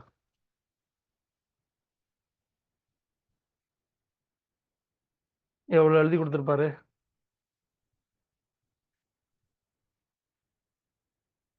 ஆத்மாவுக்கு அவர் எழுதி கொடுத்த வேதத்துல ஆத்மா புரிஞ்சு கொள்ள, அவரை பற்றி அறிந்து கொள்ள 1000 வருஷத்துக்கு எழுதி கொடுத்தார். அந்த கிருபை அவனுக்கு அந்த மனுஷனுக்கு கிடைக்கவே இல்லை. அதுதான் 1000 அரசாட்சியில தான் அதை நமக்கு மீட்டு கொடுக்க. 1000 அரசாட்சியில் அவரோடு கூட வாழ்றது எதுக்கு அப்படின்னு சொன்னா, ஒரு ஆத்மா அவரை குறித்து பூரணமான அந்த அறிவடைகிற நிலைக்கு வரணும்னு சொன்னா 1000 ஆண்டுகள் அவரோடு கூட வாழணும். 1000 ஆண்டு காலங்கள் அவரோடு கூட இருந்தாதான். அதுக்காக தான் அந்த இழந்து போன அதை 1000 ஆண்டு காலங்களா 1000 வருஷ அரசாட்சியில நமக்கு மீட்டு கொடுக்கிறார் கர்த்தர். சரியா? அப்போ வேதத்துல மனமகிழ்ச்சிக்கு என்ன இருக்கு? நிறைய விஷயங்கள் இருக்கு. நம்ம மேலோட்டமா படிக்கிறதுனால, மொழிபெயர்த்து நம்ம படிக்கிறதுனால அது நம்ம என்ன பண்ணிடுறோம்? கடன்னு படிச்சுட்டு ஓடிடுறோம். கடகடன் படிக்கிறதுக்காக எழுதி கொடுக்கப்பட்டது வேதம்ல. ஆத்மா அறிவடைகிறதுக்காக, ஆத்மாவுடைய பூரண வளர்ச்சிக்காக எழுதி கொடுக்கப்பட்டது தான் வேதம். கர்த்தருடைய வேதம் குறைவற்றதும் ஆத்மாவை உயிர்ப்பிக்கிறதுமா இருக்கிறது. இப்போ மனமகிழ்ச்சிக்கு நிறைய விஷயங்கள் இருக்கு. நம்ம அதுக்கு நிறைய என்ன பண்ணணும்? படிக்கணும், நேரம் செலவிடணும். கர்த்தரை பற்றி நம்ம நல்லா ஓரளவுக்கு நல்லா அறிந்து கொள்ளணும்னா 30 வருஷம் அவரோட கூட செலவிடணும் குறைஞ்சபட்சம். குறைந்தது 30ங்கிறது உபதேசத்துக்காக. ஒரு கணவன் மனைவி சரியா புரிந்து கொள்ளணும்னா எத்தனை வருஷம் தெரியுமா? வேதத்தின்படி 15 வருஷம். ஒரு மனைவியை பத்தி சரியா புரிந்து கொள்ளணும்னா 15 வருஷம் வாழ்ந்தாதான் ஒரு பெண்ணை பத்தி புரிஞ்சு கொள்ள முடியும். இன்னைக்கு 2 வருஷம் 3 வருஷத்துக்கு டைவர்ஸ் வாங்கிட்டு கிளம்பிடுறாங்க நம்ம ஆளுங்க. 15 வருஷம் வேதத்தின்படி. சரியா? அந்த ஒரு இது வரணும். அந்த காலத்துல ஈசாக்கு கல்யாணம் ஆகும்போது 40 வயசு, ரெபேக்காக்கு 10 வயசு, வெறும் 10 வயசு. அவங்க சொல்றா, இவங்களோட போறியா? எங்க கூட கொஞ்ச நாள் இருக்கட்டும், 10 நாளா இருக்கட்டும். பெண்ணோட வாய்ப்பிறப்ப கேட்கும்னு கேட்கும்போது நான் போறேங்கிறான். இவங்களுடைய சூழ்நிலை தெரியுது, மணவாளனுடைய சூழ்நிலையை பார்க்குறா. 10 ஒட்டகங்கள்ல இந்த அளவுக்கு ஒரு மணவாளன் எப்படிப்பட்டவராக இருக்க, உயர்ந்தவராக இருக்கிறாருங்கிறத அறிஞ்சு கொள்றா. நான் போறேன், உடனே நான் போறேங்கிறான். அப்படிதான் இருக்கணும் ஆவிக்குரிய மனவாட்டியும் திருச்சபையும். எப்படி இருக்கணும்? இந்த உலகத்தை விட்டு அவர் பின்னாலே போவதற்கு எப்போதும் தயாரா இருக்கணும். தயாரா இருக்கணும்னா அவரை பற்றி, அவர் நமக்கு வைத்திருக்கிற ஆவிக்குரிய ஐஸ்வர்யம் இன்னதென்று தெரிந்தாதான் நீங்க போக முடியும். அவர் நமக்கு வைத்திருக்கிறது வேதத்துல தான் எழுதி கொடுத்துருக்கிறார். வேதத்தில் அவரை பார்த்தீங்கன்னா ஆத்மாவுக்கு அவர் வைத்திருக்கிறது எவ்வளவு பெருசுன்னு தெரியும் போதுதான், இந்த உலகம் எவ்வளவு அற்பமானதுன்னு தெரியும் போதுதான் இந்த உலகத்தை விட்டுட்டு அவர் பின்னாடி போக முடியும். அது வரைக்கும் இந்த உலகம் என்னதான் தெரியும்? அவரை உணராத வரைக்கும், அவரை தரிசிக்காத வரைக்கும் இந்த உலகம் பெருசா தான் தெரியும். லோத்தினோட மனைவிக்கு பெருசா தானே தெரிஞ்சது. தன்னை விட்டு எடுபடாத நல்ல பங்கை குறித்து அவ யோசிக்கல. எகிப்து தான் பெருசா தெரியுது. திரும்பி பார்த்துட்டா உப்புத்தோன் ஆயிட்டா. கர்த்தர் கொடுத்த ரட்சிப்பு அவளுக்கு பெருசா தெரியல. அதே மாதிரிதான் அவர் நமக்கு வைத்திருக்கிறது வேதத்துல நம்ம பார்த்தாதான் இந்த உலகத்தை விட்டுட்டு அவர் பின்னாடி போக முடியும். சரியா? சங்கீதம் 119:18 வாசிங்க. சங்கீதம் 119:18. உமது வேதத்தில் உள்ள அதிசயங்களை நான் பார்க்கும்படிக்கு என் கண்களை திறந்தரலும். நம்முடைய கண் திறந்தால்தான் அதிசயத்தை, வேதத்தில் உள்ள அதிசயத்தை பார்க்க முடியும்.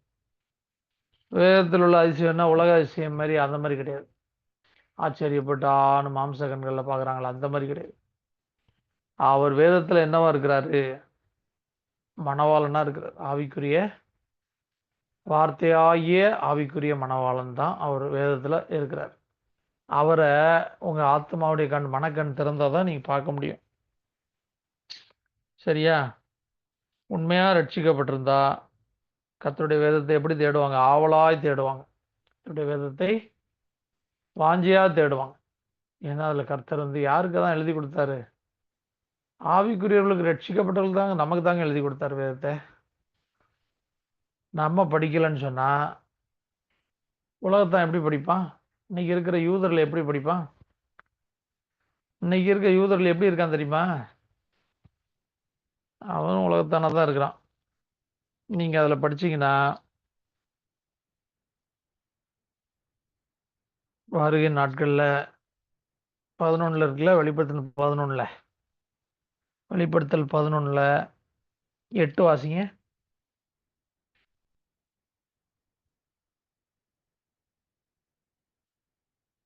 11:8, வெளிப்படுத்தல் விசேஷம் 11:8. அவர்களுடைய உடல்கள் மகா நகரத்தின் விசாலமான வீதியிலே கிடக்கும். அந்த நகரம் சோதோம் என்றும் எகிப்து என்றும் ஞானார்த்தமாய் சொல்லப்படும். அதிலே நம்முடைய கர்த்தரும் சிலுவையிலே அறையப்பட்டார். எருசலேம் நகரத்தை குறித்து சொல்றாரு. எப்படியா? அந்த நகரம் சோதோம் என்றும் எகிப்து என்றும் ஞானார்த்தமாய் சொல்லப்படுமா. இன்னைக்கு இருக்கிற இஸ்ரேல் தேசம் தான் இது. ஏன் சொல்றாரு இதற்கு ஒப்பிட்டு? சோதோம்னு சொன்னா ஆண் புணர்ச்சிக்காரர்களின் கூடாரம்னு அர்த்தம்.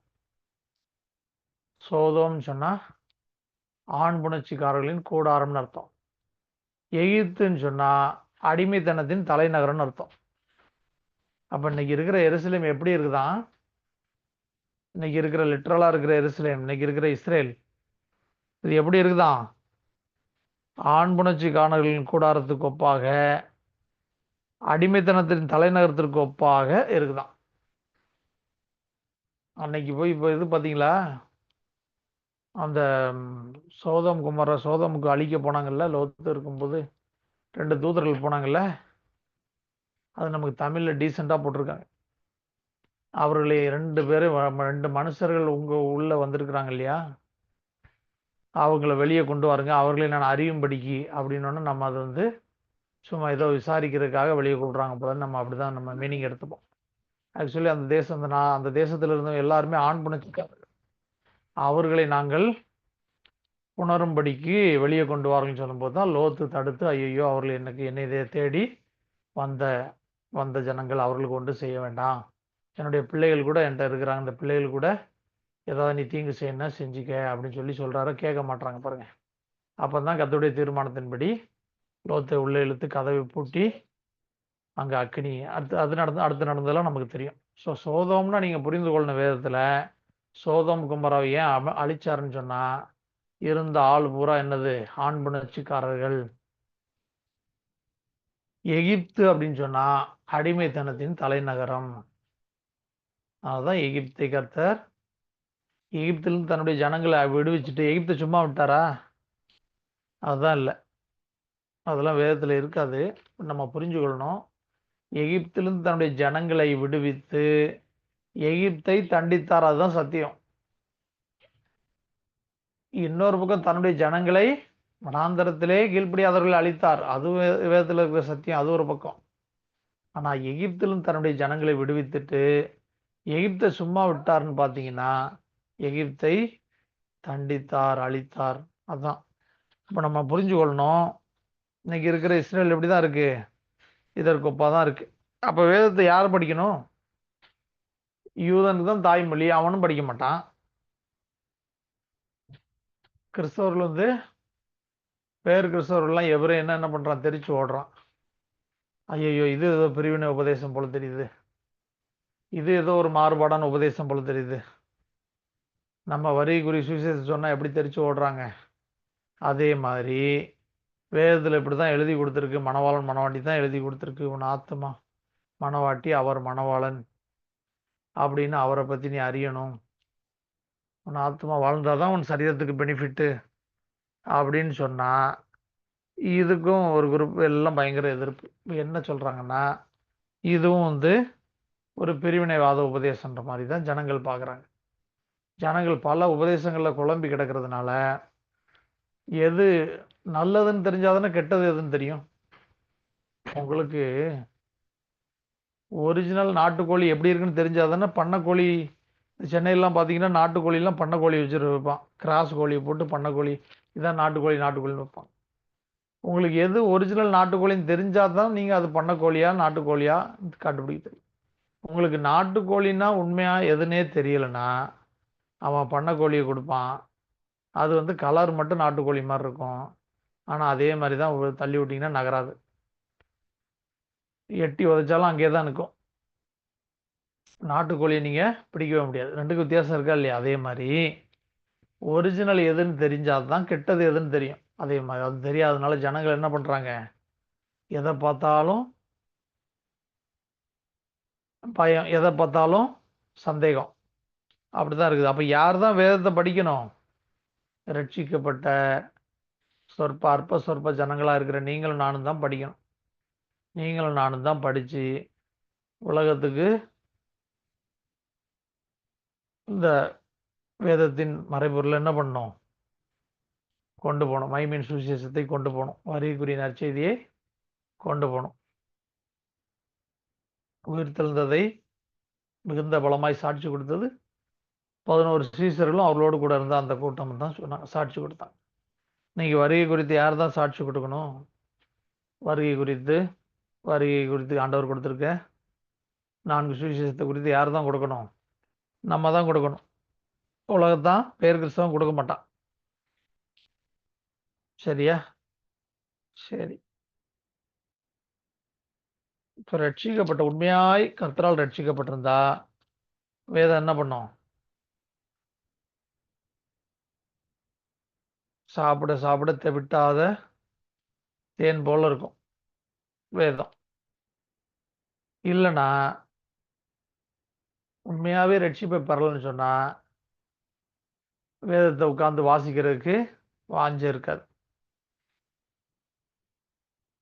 உட்காந்து யாராவது ஏதாவது லகுவாக சொன்னாங்கன்னா அப்படியே காதில் கேட்டுட்டு அப்படியே போயிடலாம் அப்படின்னு இருக்கும். சரியா? இப்போ நல்லா புரிஞ்சுக்கொள்ளுங்க. இப்ரேயத்தில் ஒவ்வொரு எழுத்துக்கும் தனித்தன்மை உண்டு, ஒவ்வொரு வார்த்தைக்கும் தனித்தன்மை உண்டு, ஒவ்வொரு வாக்கியத்துக்கும் தனித்தன்மை உண்டு. அதை ருசிக்க ஆயத்தமாக இருந்தால் தான் முடியும். ஒவ்வொரு எழுத்துக்கும் தனித்தன்மை இருக்குது, ஒவ்வொரு வார்த்தைக்கும் அதே மாதிரி இருக்குது, ஒவ்வொரு வாக்கியத்துக்கும் தனித்தன்மை இருக்குது. அதை ருசிக்க நமக்கு வாஞ்சை இருக்குதா இல்லையாங்கிறது தான் காரியம்.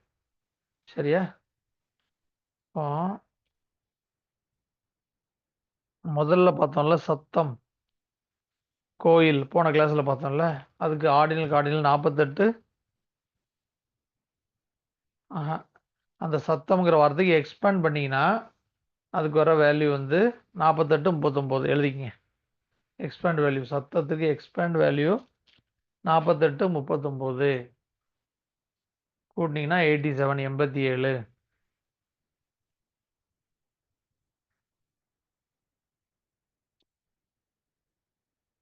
நாற்பத்தெட்டு 39 கூட்டினா 87. 87 பிரேக் பண்ணுங்க. 37 + 50 37 + 50.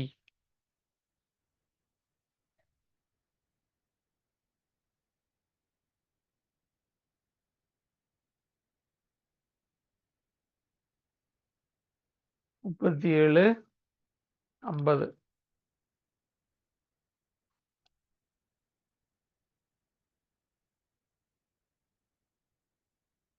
சிங்கிள், அந்த single to single expand value வந்து சிங்கிள் டு சிங்கிள் வந்து 12, 12. 2 உபதேசம் இருக்கு, ஒரு உபதேசம். 12, 12னா ரெண்டுமே உபதேசம் தான். 2 விதமான உபதேசம் இருக்கு. ஒரு உபதேசம் முந்தினவரை பற்றிய உபதேசம், அது சத்தம். அது என்னது? மத்தேயு, மார்க்கு, லூக்கா, யோவான் போட்டு. இன்னொரு உபதேசம் பிந்தினவரை பற்றிய உபதேசம். இது எந்த சத்தம் எதுல இருக்கு? இது வெளிப்படுத்தின விசேஷத்துல இருக்கு. எழுதிக்கிங்க. சத்தம் அதை எக்ஸ்பேண்ட் பண்ணா 48, 39, 87. சிங்கிள் டு சிங்கிள் வந்து 12, 12. 2 விதமான உபதேசம். ஒரு உபதேசம் முந்தினவர், அது மத்தேயு, மார்க்கு, லூக்கா, யோவான்ல இருக்கு. இன்னொரு உபதேசம் பிந்தினவர், அது வந்து வெளிப்படுத்தின விசேஷத்துல இருக்கு. அடுத்து வார்த்தை, தெவார். 2வது போன கிளாஸ்ல லாஸ்ட்ல பார்த்தோம். தெவார், அந்த வார்த்தை அதுக்கு எக்ஸ்பேண்ட் பண்ணிங்கன்னா 24 24 இது வேணா ஹோம்ஒர்க்காக பண்ணி பார்த்துக்குங்க. இப்போ எழுதிக்கங்க. 24 24 48 எக்ஸ்பேண்ட் வேல்யூ தேவாருக்கு வார்த்தைக்கு 24 24 48. ஒன்று வந்து முந்தினவர், இன்னொன்று பிந்தினவர். 22 + 26ன்னு பிரேக் பண்ணிக்கங்க. 48 22 + 26 22 + 26 முந்தினவர் பிந்தினவர். சிங்கிள் டு சிங்கிள் 15 15 கூட்டினா 30 உபதேசம். என்ன உபதேசம்? முந்தினவர் பிந்தினவரை பற்றிய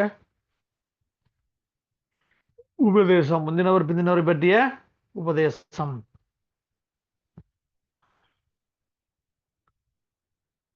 முந்தினவர் பிந்தினவரை பற்றிய உபதேசம்.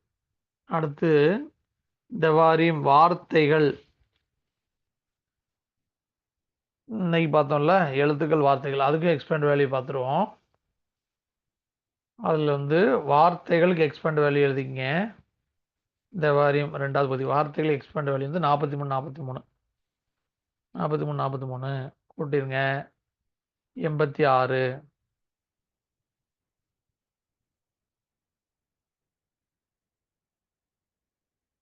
எழுத்துக்கள் ஒட்டியோட் எழுத்துக்கள் அதுக்கு வந்து எக்ஸ்பேண்ட் வேல்யூ 71 71 142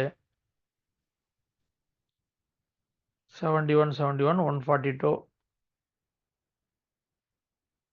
43 43 86 எலோஹிம் 86 எலோஹிம் போட்டு எலோஹிம் வல்லமைகள் பவர்ஸ்.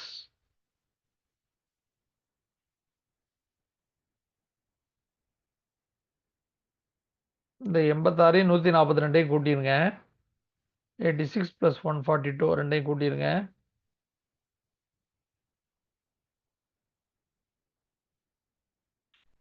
228 86 142 கூட்டிங்கன்னா 228. 228 பிரேக் பண்ணிருங்க. 14 + 214 14 + 214 ஆவிக்குரிய நீதி. ஆவிக்குரிய நீதி. 228 சிங்கிளா கூட்டிங்க. 2 + 2 + 8 12 12 உபதேசம்.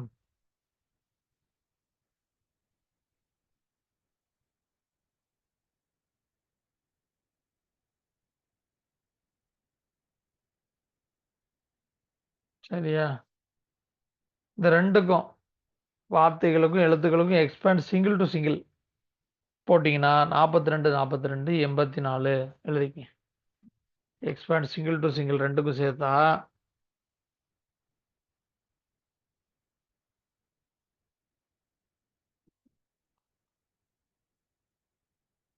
42 42 84 பிரேக் பண்ணிருங்க. 50 + 34 50 + 34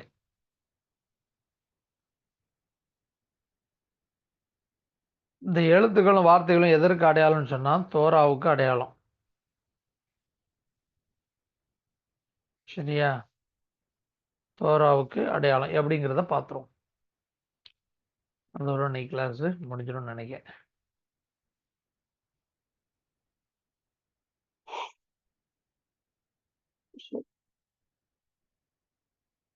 சரி, எழுத்துக்களும் வார்த்தைகளும் எதற்கு அடையாளம் தோராவுக்கு அடையாளம் அப்படின்னு போட்டுட்டு உன்னத பாட்டு 1:14 வாசி.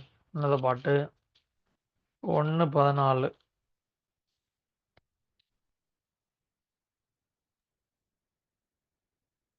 என் நேசர் எனக்கு எங்கேதி ஊர் திராட்சை தோட்டங்களில் முளைக்கும் மருந்தோன்றி பூங்கொத்து.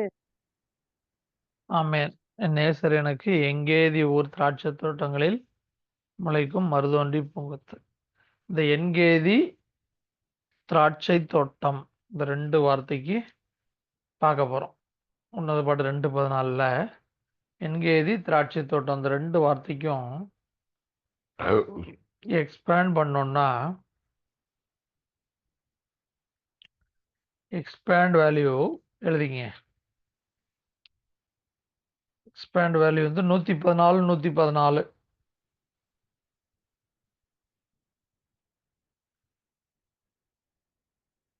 114 228. எக்ஸ்பேண்ட் சிங்கிள் டு சிங்கிள் வந்து 42 42 84. இந்த என்கேதி திராட்சை தோட்டம் அப்படிங்கிறது 11 எழுத்துல இருக்கு. என்கேதி திராட்சை தோட்டங்கிற 2 வார்த்தை 11 எழுத்துல இருக்கு. எழுதிங்க, 11 எழுத்துல இருக்கு. இதுக்கு expand value 114 114 228. Expand single to single 42 42 84. இதையும் அதையும் கனெக்ட் பண்ணிக்கங்க. வார்த்தைகள் எழுத்துக்களுக்கு 228 பார்த்தோமா, அதையும் இந்த 228 கனெக்ட் பண்ணிக்கங்க. அதுக்கு சிங்கிள் டு சிங்கிள் 42 42 84 பார்த்தோமா, அதுக்கும் இந்த 84 கனெக்ட் பண்ணிக்கங்க. ரெண்டுமே சேம் தான்.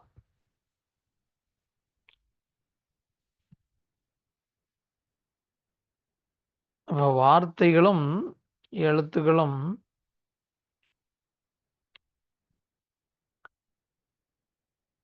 அது யாரை தான் குறிக்குது?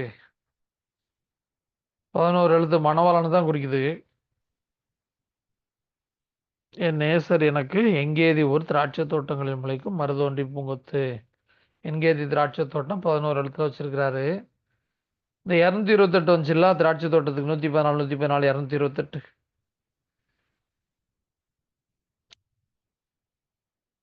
அதையும் அந்த வார்த்தைகளும் எழுத்துக்களை கூட கனெக்ட் பண்ணிக்கங்க.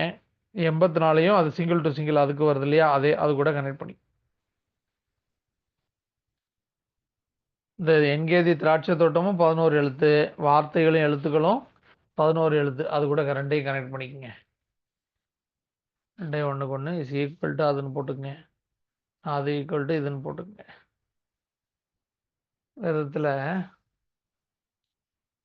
வேதத்தில் இருக்கிற ஒவ்வொரு எழுத்துக்கும் ஒவ்வொரு வார்த்தைக்கும் தனித்தன்மை இருக்குது. எப்படின்னா, எப்படி ஒவ்வொரு விதைக்கும் ஒரு தனித்தன்மை இருக்குதோ அதே மாதிரி வேதத்தில் இருக்கிற ஒவ்வொரு எழுத்துக்கும் ஒவ்வொரு வார்த்தைக்கும் தனித்தன்மை இருக்கிறது.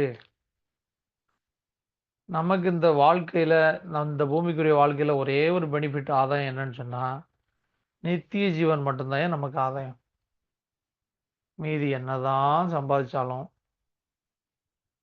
பில்கேட்ஸை தாண்டி நம்ம மேலே போனாலும், எலன் மஸ்கை தாண்டி மேலே போனாலும் எல்லாத்தையும் விட்டுட்டு தான் போக வேண்டிய இருக்கும்.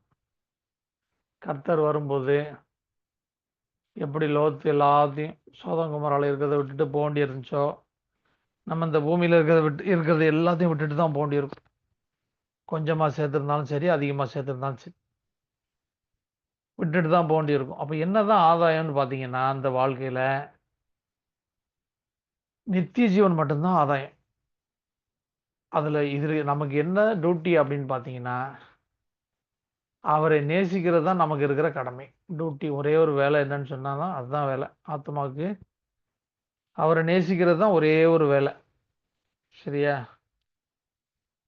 அப்போ அவரை பற்றி புரிந்து கொள்ள 30 வருஷமாவது அவரோட ஆவிக்குரிய வாழ்க்கையில் இருந்தால் தான் புரிஞ்சு கொள்ள முடியும். குறைஞ்சபட்சம். ஜனம் என்ன பண்ணுது? பின்வாங்கி ஓடி இருக்கு. இன்னைக்கு என்ன கிறிஸ்தவத்தில் இருக்க பெரிய பிரச்சனை என்ன தெரியுமா? நிறைய பின்மாற்றம் அடைஞ்சவங்க, நிறைய பின்மாறி போனவங்க, நிறைய பேர் கிறிஸ்தவ திருச்சபைகள் அல்லது ரட்சிப்பின் அனுபவமே இல்லாதவர்கள் என்ன நினைக்கிறாங்கன்னா, தங்களோட கர்த்தர் இருக்கிறாருன்னு நம்புறாங்க. அதுதான் பெரிய கொடுமை. தாங்களும் ரட்சிப்பின் அனுபவத்தில் இருக்கிறோன்னு நம்புறாங்க. அதாவது தாங்களும் ரட்சிக்கப்பட்டிருக்கிறோன்னு நம்புறாங்க. ஆனால் ரட்சிக்கப்பட்ட வாழ்க்கைங்கிறது கர்த்தரை நம்புறது மாத்திரமல்ல, கர்த்தரோடு கூட நடக்கிறது. ஆபிரகாம் கர்த்தரை விசுவாசித்தான், அது அவனுக்கு நீதியாக எண்ணப்பட்டது. எது அவனுக்கு நீதி? கர்த்தர் என்ன சொன்னாரோ அதை விசுவாசிச்சான் ஆபிரகாம். அப்போ நமக்கு எது நீதி? நம்ம கர்த்தர் என்ன சொல்றாரோ அதை நம்புறது தான் விசுவாசம். நாம விசுவாசிச்சுட்டு அது மாதிரி நடக்கலையே அப்படிங்கிறதுக்கு அதுக்கு பேர் விசுவாசம் இல்லை. அவர் நமக்கு என்ன சொன்னாரோ அதை நம்புறது தான் விசுவாசம். ஆபிரகாம் அதை நம்பினான், அதை அவனுக்கு நீதியாடினாரு. ஆனா நீ கிறிஸ்தவ மண்டலத்தில் என்ன நினைக்கிறாங்கன்னா, நான் எதை கேட்டாலும் கர்த்தர் ஜெபிச்சு கேட்டா கொடுத்துருவாரு, நான் விசுவாசிச்சா அப்படியே ஆகும். அப்படி அல்ல. நல்லா புரிஞ்சுக்கொள்ளணும். நம்முடைய விசுவாசம் தேவ சித்தமா ஒருபோதும் இருக்காது. நல்லா புரிஞ்சுக்கொள்ளுங்க. தேவ சித்தம் நம்மளை பல நேரங்களில் முட்டாள் போல ஆக்கிரும். ஆனா தேவ சித்தம் தான் பெருசு. தேவ சித்தம் தான் ஜெயிக்கும். பல நேரங்களில் அவங்களுடைய ஆவிக்குரிய வாழ்க்கையில கர்த்தருடைய சித்தம் முட்டாள் போல ஆக்கிரும். உங்களை மாம்ச சிந்தையை முட்டாள் போல ஆக்கிரும்.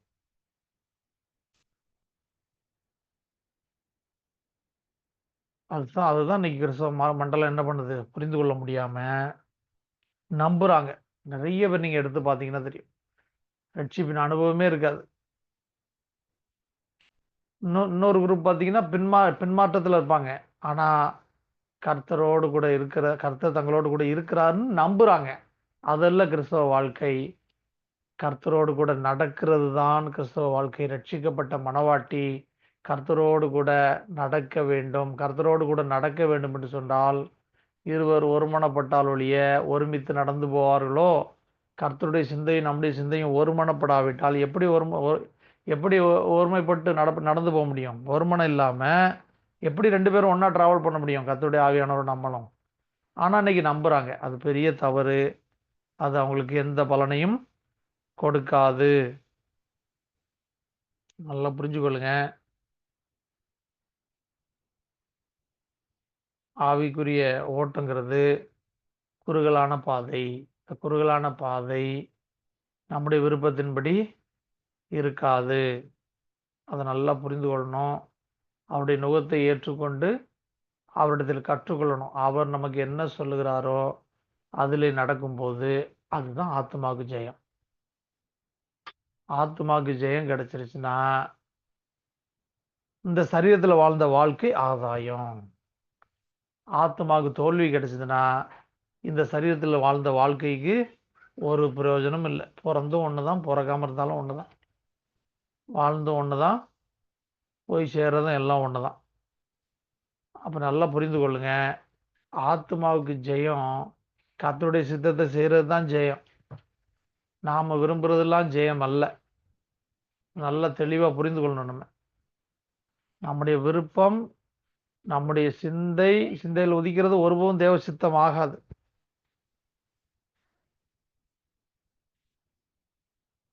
இன்னைக்கு ஜான் ஜெபராஜ்லாம் பார்த்துருக்கீங்க, எல்லாருக்கும் கேள்விப்பட்டிருப்பீங்க. ஏன் மாட்டிக்கிட்டான் தெரியுங்களா?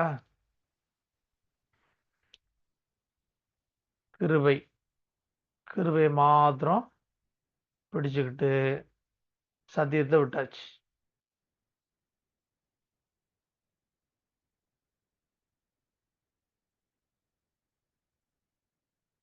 கிருபை மாத்திரம் பிடிச்சு சத்தியத்தை விட்டாச்சு. இயேசு கிறிஸ்து சிலுவையில் எனக்காக எல்லாத்தையும் செய்து முடித்துட்டாருன்னு சொல்லிட்டு தான் இஷ்டத்துக்கு வாழ்றோம். அப்படி எல்லாம் ரட்சிக்கப்பட்ட நம்முடைய வாழ்க்கையை நம்ம நல்லா புரிஞ்சுக்கொள்ளணும். ரட்சிக்கப்பட்ட வாழ்க்கை, ரட்சிக்கப்படுவதற்கு முன்பான வாழ்க்கை, ரட்சிக்கப்படுவதற்கு பின்பான வாழ்க்கை, இதை புரிஞ்சுக்கொள்ளணும். ஒரு பெண்ணை கல்யாணம் பண்ணி கொடுக்கறதுக்கு முன்னாடி பின்னாடி எப்படி புரிஞ்சுக்கொள்ளுங்க. ஒரு பொண்ணை கல்யாணம் பண்ணி கொடுக்கறதுக்கு முன்னாடியும் அவள் பிரமாணத்துக்கு உட்பட்டு தகப்பன் வீட்டில் இருக்கிறான். அப்பவும் பிரமாணம் இருக்கு அவளுக்கு. இப்போ ரட்சிக்கப்பட்ட பின்பு கணவன் வீட்டுக்கு வந்துட்டான். இப்போ அவள் சுயாதீனமாக விடுதலையாக இருக்கனால தான் இஷ்டத்துக்கு மனம் போன போக்கில் வாழலாங்கிறது அர்த்தம் இல்லை. இப்போவும் பிரமாணத்துக்குள்ளே தான் இருக்கிறா. இப்போ கணவனுடைய அன்பின் பிரமாணத்துக்குள்ளே இருக்கிறா. முன்பாண்டி தகப்பனுடைய கட்டளை கீழ்பட்டிருந்தா. நாம் ரட்சிக்கப்படுவதற்கு முன்பதாக நம்ம அப்படிதான் இருந்தோம். அதை புரிஞ்சு கொள்றோம்னா நம்ம கல்யாணம் பண்ணுறதுக்கு முன்னாடி இருந்தோம். தகப்பனுடைய அரவணைப்பில் ஆணோ பெண்ணோ வாலிப வயசு வரைக்கும் இருந்தோம். இப்போ ரட்சிக்கப்பட்ட பின்பு கர்த்தராகிய இயேசு கிறிஸ்துவை ஏற்றுக்கொண்டு உள்ளே வந்துட்டோம். இப்போ அவருடைய அன்பின் பிரமாணம். அவருடைய அன்பின் பிரமாணங்கிறது என்ன தெரியுமா? உன் தேவனாய கர்த்தரிடத்தில் உன் முழு இருதயத்தோடும் முழு ஆத்மாவோடும் முழு பலத்தோடும் அன்பு கூற வேண்டும் என்று சொன்னால் 613 கட்டளையும் நிறைவேற்றினாதான் நீங்கள் அவரிடத்தில் அந்த மாதிரி செய்ய முடியும். 613 கட்டளையும் நிறைவேற்றினா தான் இதை நீங்கள் நிறைவேற்றவே முடியும். அதைத்தான் பழைய ஏற்பாட்டில் பரிசுத்த ஆவி பெறாதவர்களால் நிறைவேற்ற முடியல. பரிசுத்த ஆவி பெற்ற உங்களாலையும் என்னாலையும் தேவ அன்பு நம்முடைய இதயத்தில் ஊற்றப்பட்டிருக்கிற அப்படினால், பரிசுத்த ஆவியானவர் நமக்கு இருக்கிறபடினால் ஒத்தாசைக்கு நாம நிறைவேற்ற முடியும். நாம நிறைவேற்றுறது நமக்கு லகுவானது. ஆனால் மாம்சத்துக்குரிய மனுஷன், ரட்சிக்கப்படாத மனுஷன் அல்லது நியாயப்பிரமாணத்துக்குள்ள இருக்கிற ஒரு யூதன் அதை கை கொள்ளணும்னா அவனுக்கு ரொம்ப கடினம்.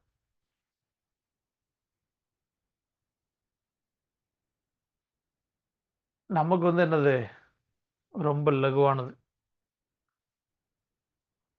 அதனால இயேசு கிறிஸ்துவை நேசிக்கணும்னு சொன்னா சுயத்தை வெறுத்தாதான் முடியும். சுயத்தை வெறுக்கிறதுக்கு நமக்கு ஆயுதம் டூல் எங்க எழுதி கொடுத்துருக்காருன்னா வேதத்தில் தான் எழுதி கொடுத்துருக்காரு. வேத வார்த்தையானது இருதயத்தையும் சிந்தையும் சரீரத்தையும் ஆத்மாவையும் ஆவியையும் தனித்தனியா பிரித்து அதோட டீல் பண்ணக்கூட கர்த்தர் கொடுத்த ஒரே டூல் தேவனுடைய வார்த்தை தான். அதை விட்டுட்டு இன்னைக்கு என்னதான் ஓடிடலாம், பரலோகத்துக்கு போயிடலாம், கர்த்தரை ஏற்றுக்கொள்வார், இறக்கமுள்ளவர், என்னதான் விசுவாசித்தாலும் கதை நடக்காது. நம்மை சரிப்படுத்த கர்த்தர் கொடுத்த ஒரே ஆயுதம் கர்த்தருடைய வார்த்தை தான். எபிரேயர் 4:12 வாசி முடிச்சுக்கொள்ளலாம். மீதி அடுத்த கிளாஸ்ல பார்க்கலாம். எபிரேயர் 4:12.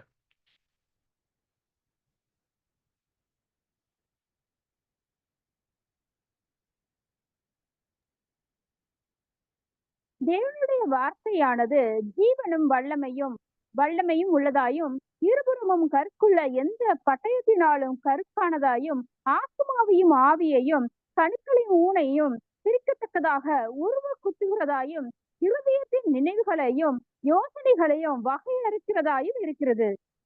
பாருங்க, தேவனுடைய வார்த்தை தான் ஜீவனும் வல்லமையும் உள்ளது. அதை விட்டுட்டு நம்ம மாம்சத்துல என்னதான் சுயமா நம்புறதுனால ஒன்றும் ஆகாது. அது என்ன செய்யுமா, இருபுறம் கருக்குள்ள பட்டயத்துக்கு ஒப்பா இருக்குதான், எந்த பட்டயத்திலும் கருக்கானதாக இருக்குதான். ஆத்மாவையும் ஆவியையும் கணுக்களையும் ஊனைன்னா சரீரத்தில் உள்ள உறுப்புகள் தான் கணுக்கள் ஊனெல்லாம். இந்த ஆவி ஆத்மா சரீரத்தை எல்லாம் பிரிக்கத்தக்கதாக உருவ குத்துகிறதாயும் இருதயத்தின் நினைவுகளையும் யோசனைகளையும் வகையறுக்கிறதாயும் இருக்கிறது. அது தேவனுடைய வார்த்தையை விட்டுட்டு நம்ம ரொம்ப எஸ்கேப் ஆகி நித்தியத்துக்கு போயிடலான்னு பார்த்தா நினச்சா ஒருபோதும் முடியாது. சிலுவை நித்தியத்துக்குரிய சாட்சி அல்ல. நீங்கள் பின்னாடி படிப்பீங்க. சிலுவை உயிர்த்தெழுந்த பின்பு சிலுவை பற்றி வெளிப்படுத்த விசேஷத்தில் ஆண்டவராய் இயேசு எங்கேயுமே பேசலை. சிலுவை நித்திய சாட்சி அல்ல. உங்களுக்கு எனக்கும் என்னையும் மீட்கிறதுக்காக கர்த்தராகிய இயேசு சிலுவையில் தொங்கினார், உண்மைதான். சிலுவை பரத்திலே நித்திய சாட்சி அல்ல. நல்லா புரிஞ்சுக்கொள்ளுங்க. வெளிப்படுத்த விசேஷத்தில் ஒரு இடத்துல கூட சிலுவையை பற்றி ஆண்டவர் பேசலை, கிருபையை பற்றி பேசலை. அதனால சிலுவைங்கிறது அவர் அடிக்கப்படும் ஆட்டுக்குட்டியா தன்னை ஒப்பு கொடுத்த கதாபாத்திரம் நிறைவேற்றின இடம்தான் கொல்கத்தா மலையில சிலுவையில தொங்கினார். அதை இன்னைக்கு பிடிச்சிக்கிட்டு ஆவிக்குரிய மண்டலம் 40 நாள் பாஸ்டிங் இருப்பான். 41 நாள் ஆள் கொஞ்சமாவது பழைய மனுஷன்லேருந்து மாறி இருக்கானான்னு பார்த்தா அதே பழைய மனுஷன் அதே ஆள் அப்படியே தான் இருப்பான். இந்த 40 நாள் ஃபாஸ்டிங்க்கு என்ன யூஸ்? அதனால நம்ம ஆவிக்குரிய சபை நம்ம அப்படி இதெல்லாம் தெளிந்த அறிவுள்ளவர்களாக இருக்கணும். ஞாயிற்றுக்கிழமைங்கிறது சர்ச்சுக்கு போயிட்டு சிக்கன் மட்டன் எடுத்து சாப்பிட்டு ரெஸ்ட் எடுக்கிறதுக்காக கொடுக்கப்பட்ட நாள் அல்ல. அது நம்ம 7 நாளில் என்னைக்கு வேணாலும் சாப்பிடலாம். ஞாயிற்றுக்கிழமை கர்த்தரோடு உறவாட வாரத்தில் ஒரு நாள் முற்றுமுடி அவருக்காக ஒதுக்க சொன்னார். பழைய ஏற்பாட்டில் அவர்களுக்கு 7ஆம் நாள், அதாவது ஓய்வு நாளுங்கிறது முழுக்க அவரோட செலவிட கொடுத்தார். நமக்கு கர்த்தருடைய நாள் வாரத்தில் ஒரு நாள் எதற்கு அப்படின்னு சொன்னால் முழுக்க அவரோட செலவிடுறதுக்கு. ஆனால் இன்னைக்கு கிறிஸ்தவம் ஆர்சி சிஎஸ்ஐ போன்ற பாரம்பரிய சபையில் எப்படி இருக்குன்னு சொன்னால் ஆளாக போயிட்டு சிக்கன் மட்டன்லாம் எடுத்து குழம்பு வச்சுட்டு சர்ச்சுக்கு போயிட்டு ஒரு அட்டண்டன்ஸை போட்டுட்டு ஒரு 1 hour 1.5 hour அந்த மாத ஆராதனையை முடிச்சுட்டு சாப்பிட்டுட்டு ஃபுல் ரெஸ்ட் அதுக்காக கொடுத்தாரு கர்த்தர்? அதுக்கு இல்லை, முழுசும் அவரோட செலவிடுறதுக்கு தான் கொடுத்தாரு. வாரத்தில் 6 நாள் நமக்காக ஓடுறோம், உலகத்துக்காக, குடும்பத்துக்காக, நமக்காக ஓடுறோம். இந்த ஒரு நாள் அவருக்காக முழுசாக கொடுக்குறதுக்காக கொடுத்தார். சரியா? சரி, மீதி அடுத்த கிளாஸில் ஜெபம் பண்ணுறதுக்கு யாராவது இருக்கீங்களா? சரி,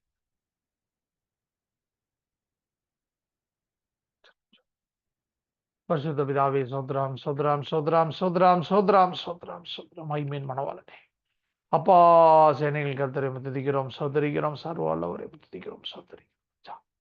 அப்பா சோதரம், இந்த மாலை வேலைக்காக நன்றி செலுத்துறோம். வேதத்தை தியானிக்க கர்த்தாவே 1.5 மணி நேரத்தை எங்களுக்கு கொடுத்ததுக்காக நாங்கள் கோடான கொடி நன்றி செலுத்துகிறோம் ராஜா. ஆமாண்டர், வாழ்நாள் முழுவதும் ராஜா அவரை நான் தியானிக்கிற தியானம் இனிதாக இருக்கும் என்ற வார்த்தையின்படி ஆண்டவரே, அப்பா சோதரம் சோதரம் சோதரம் சோதரம் கர்த்தா, எங்களுடைய வாழ்க்கையில ராஜா வேதம் எங்களுடைய மனமகிழ்ச்சியா இருக்கு, எங்களுக்கு பலம் தரும்படி ஆட்சேபிக்கிறோம். கர்த்தருடைய வேதத்தை கர்த்தாவே ரசித்து ருசித்து ராஜா ஆமாண்டவரை தியானித்து ஆராய்ந்து ஆராய்ந்ததை உட்கொள்ள தேவன் எங்களுக்காக கொடுக்கப்பட்ட தேவனுடைய வார்த்தையாகிய ஜீவனுள்ள வல்லமையுள்ள வசனத்தை ராஜா ராஜா எடுத்து கர்த்தாவே ஆவி ஆத்மாவி சரீரத்தையும் ராஜா சரிப்படுத்த அப்பா நாங்கள் கர்த்தா ஒப்பு கொடுக்குறோம். அதை பயன்படுத்தி ராஜா அந்த வார்த்தையை பயன்படுத்தி ராஜா எங்களை சரிப்படுத்தி கொள்ள ராஜா எங்களை ஒப்பு கொடுக்குறோம் ராஜா. வந்திருக்க ஒவ்வொருவரையும் பேர் பேர் ஆசீர்வதி ராஜா, நித்திய மனவாட்டியாய் சியோன் வாசிகளாய் ராஜா ஜெயங்கொண்ட சியோன் குமாரதிகளாக எடுத்து பயன்படுத்த வேண்டும் ஆட்சேபிக்கிறோம். எங்கள் ஆவியத்தமாக சரிதூரமாய் போராடுற எல்லா சத்துருக்களையும் கத்த நிற்கிறமாக்க வேண்டும் ஆட்சேபிக்கிறோம்.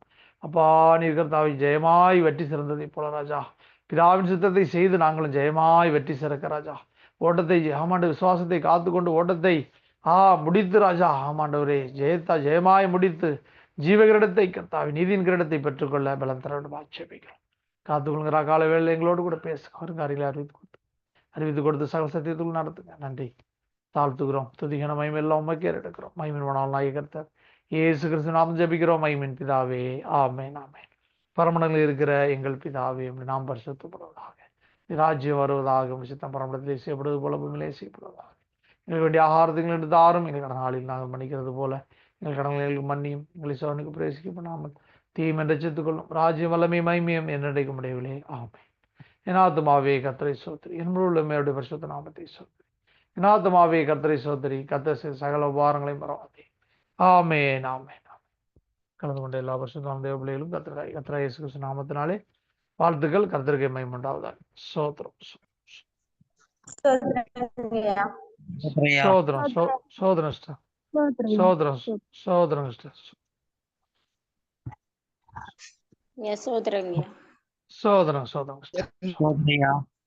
சோதரம் சோதரங்க. சரி, சோத்திரம் ரிலீவ் ஆகிக்கலாம் எல்லாரும். சோத்திரம்.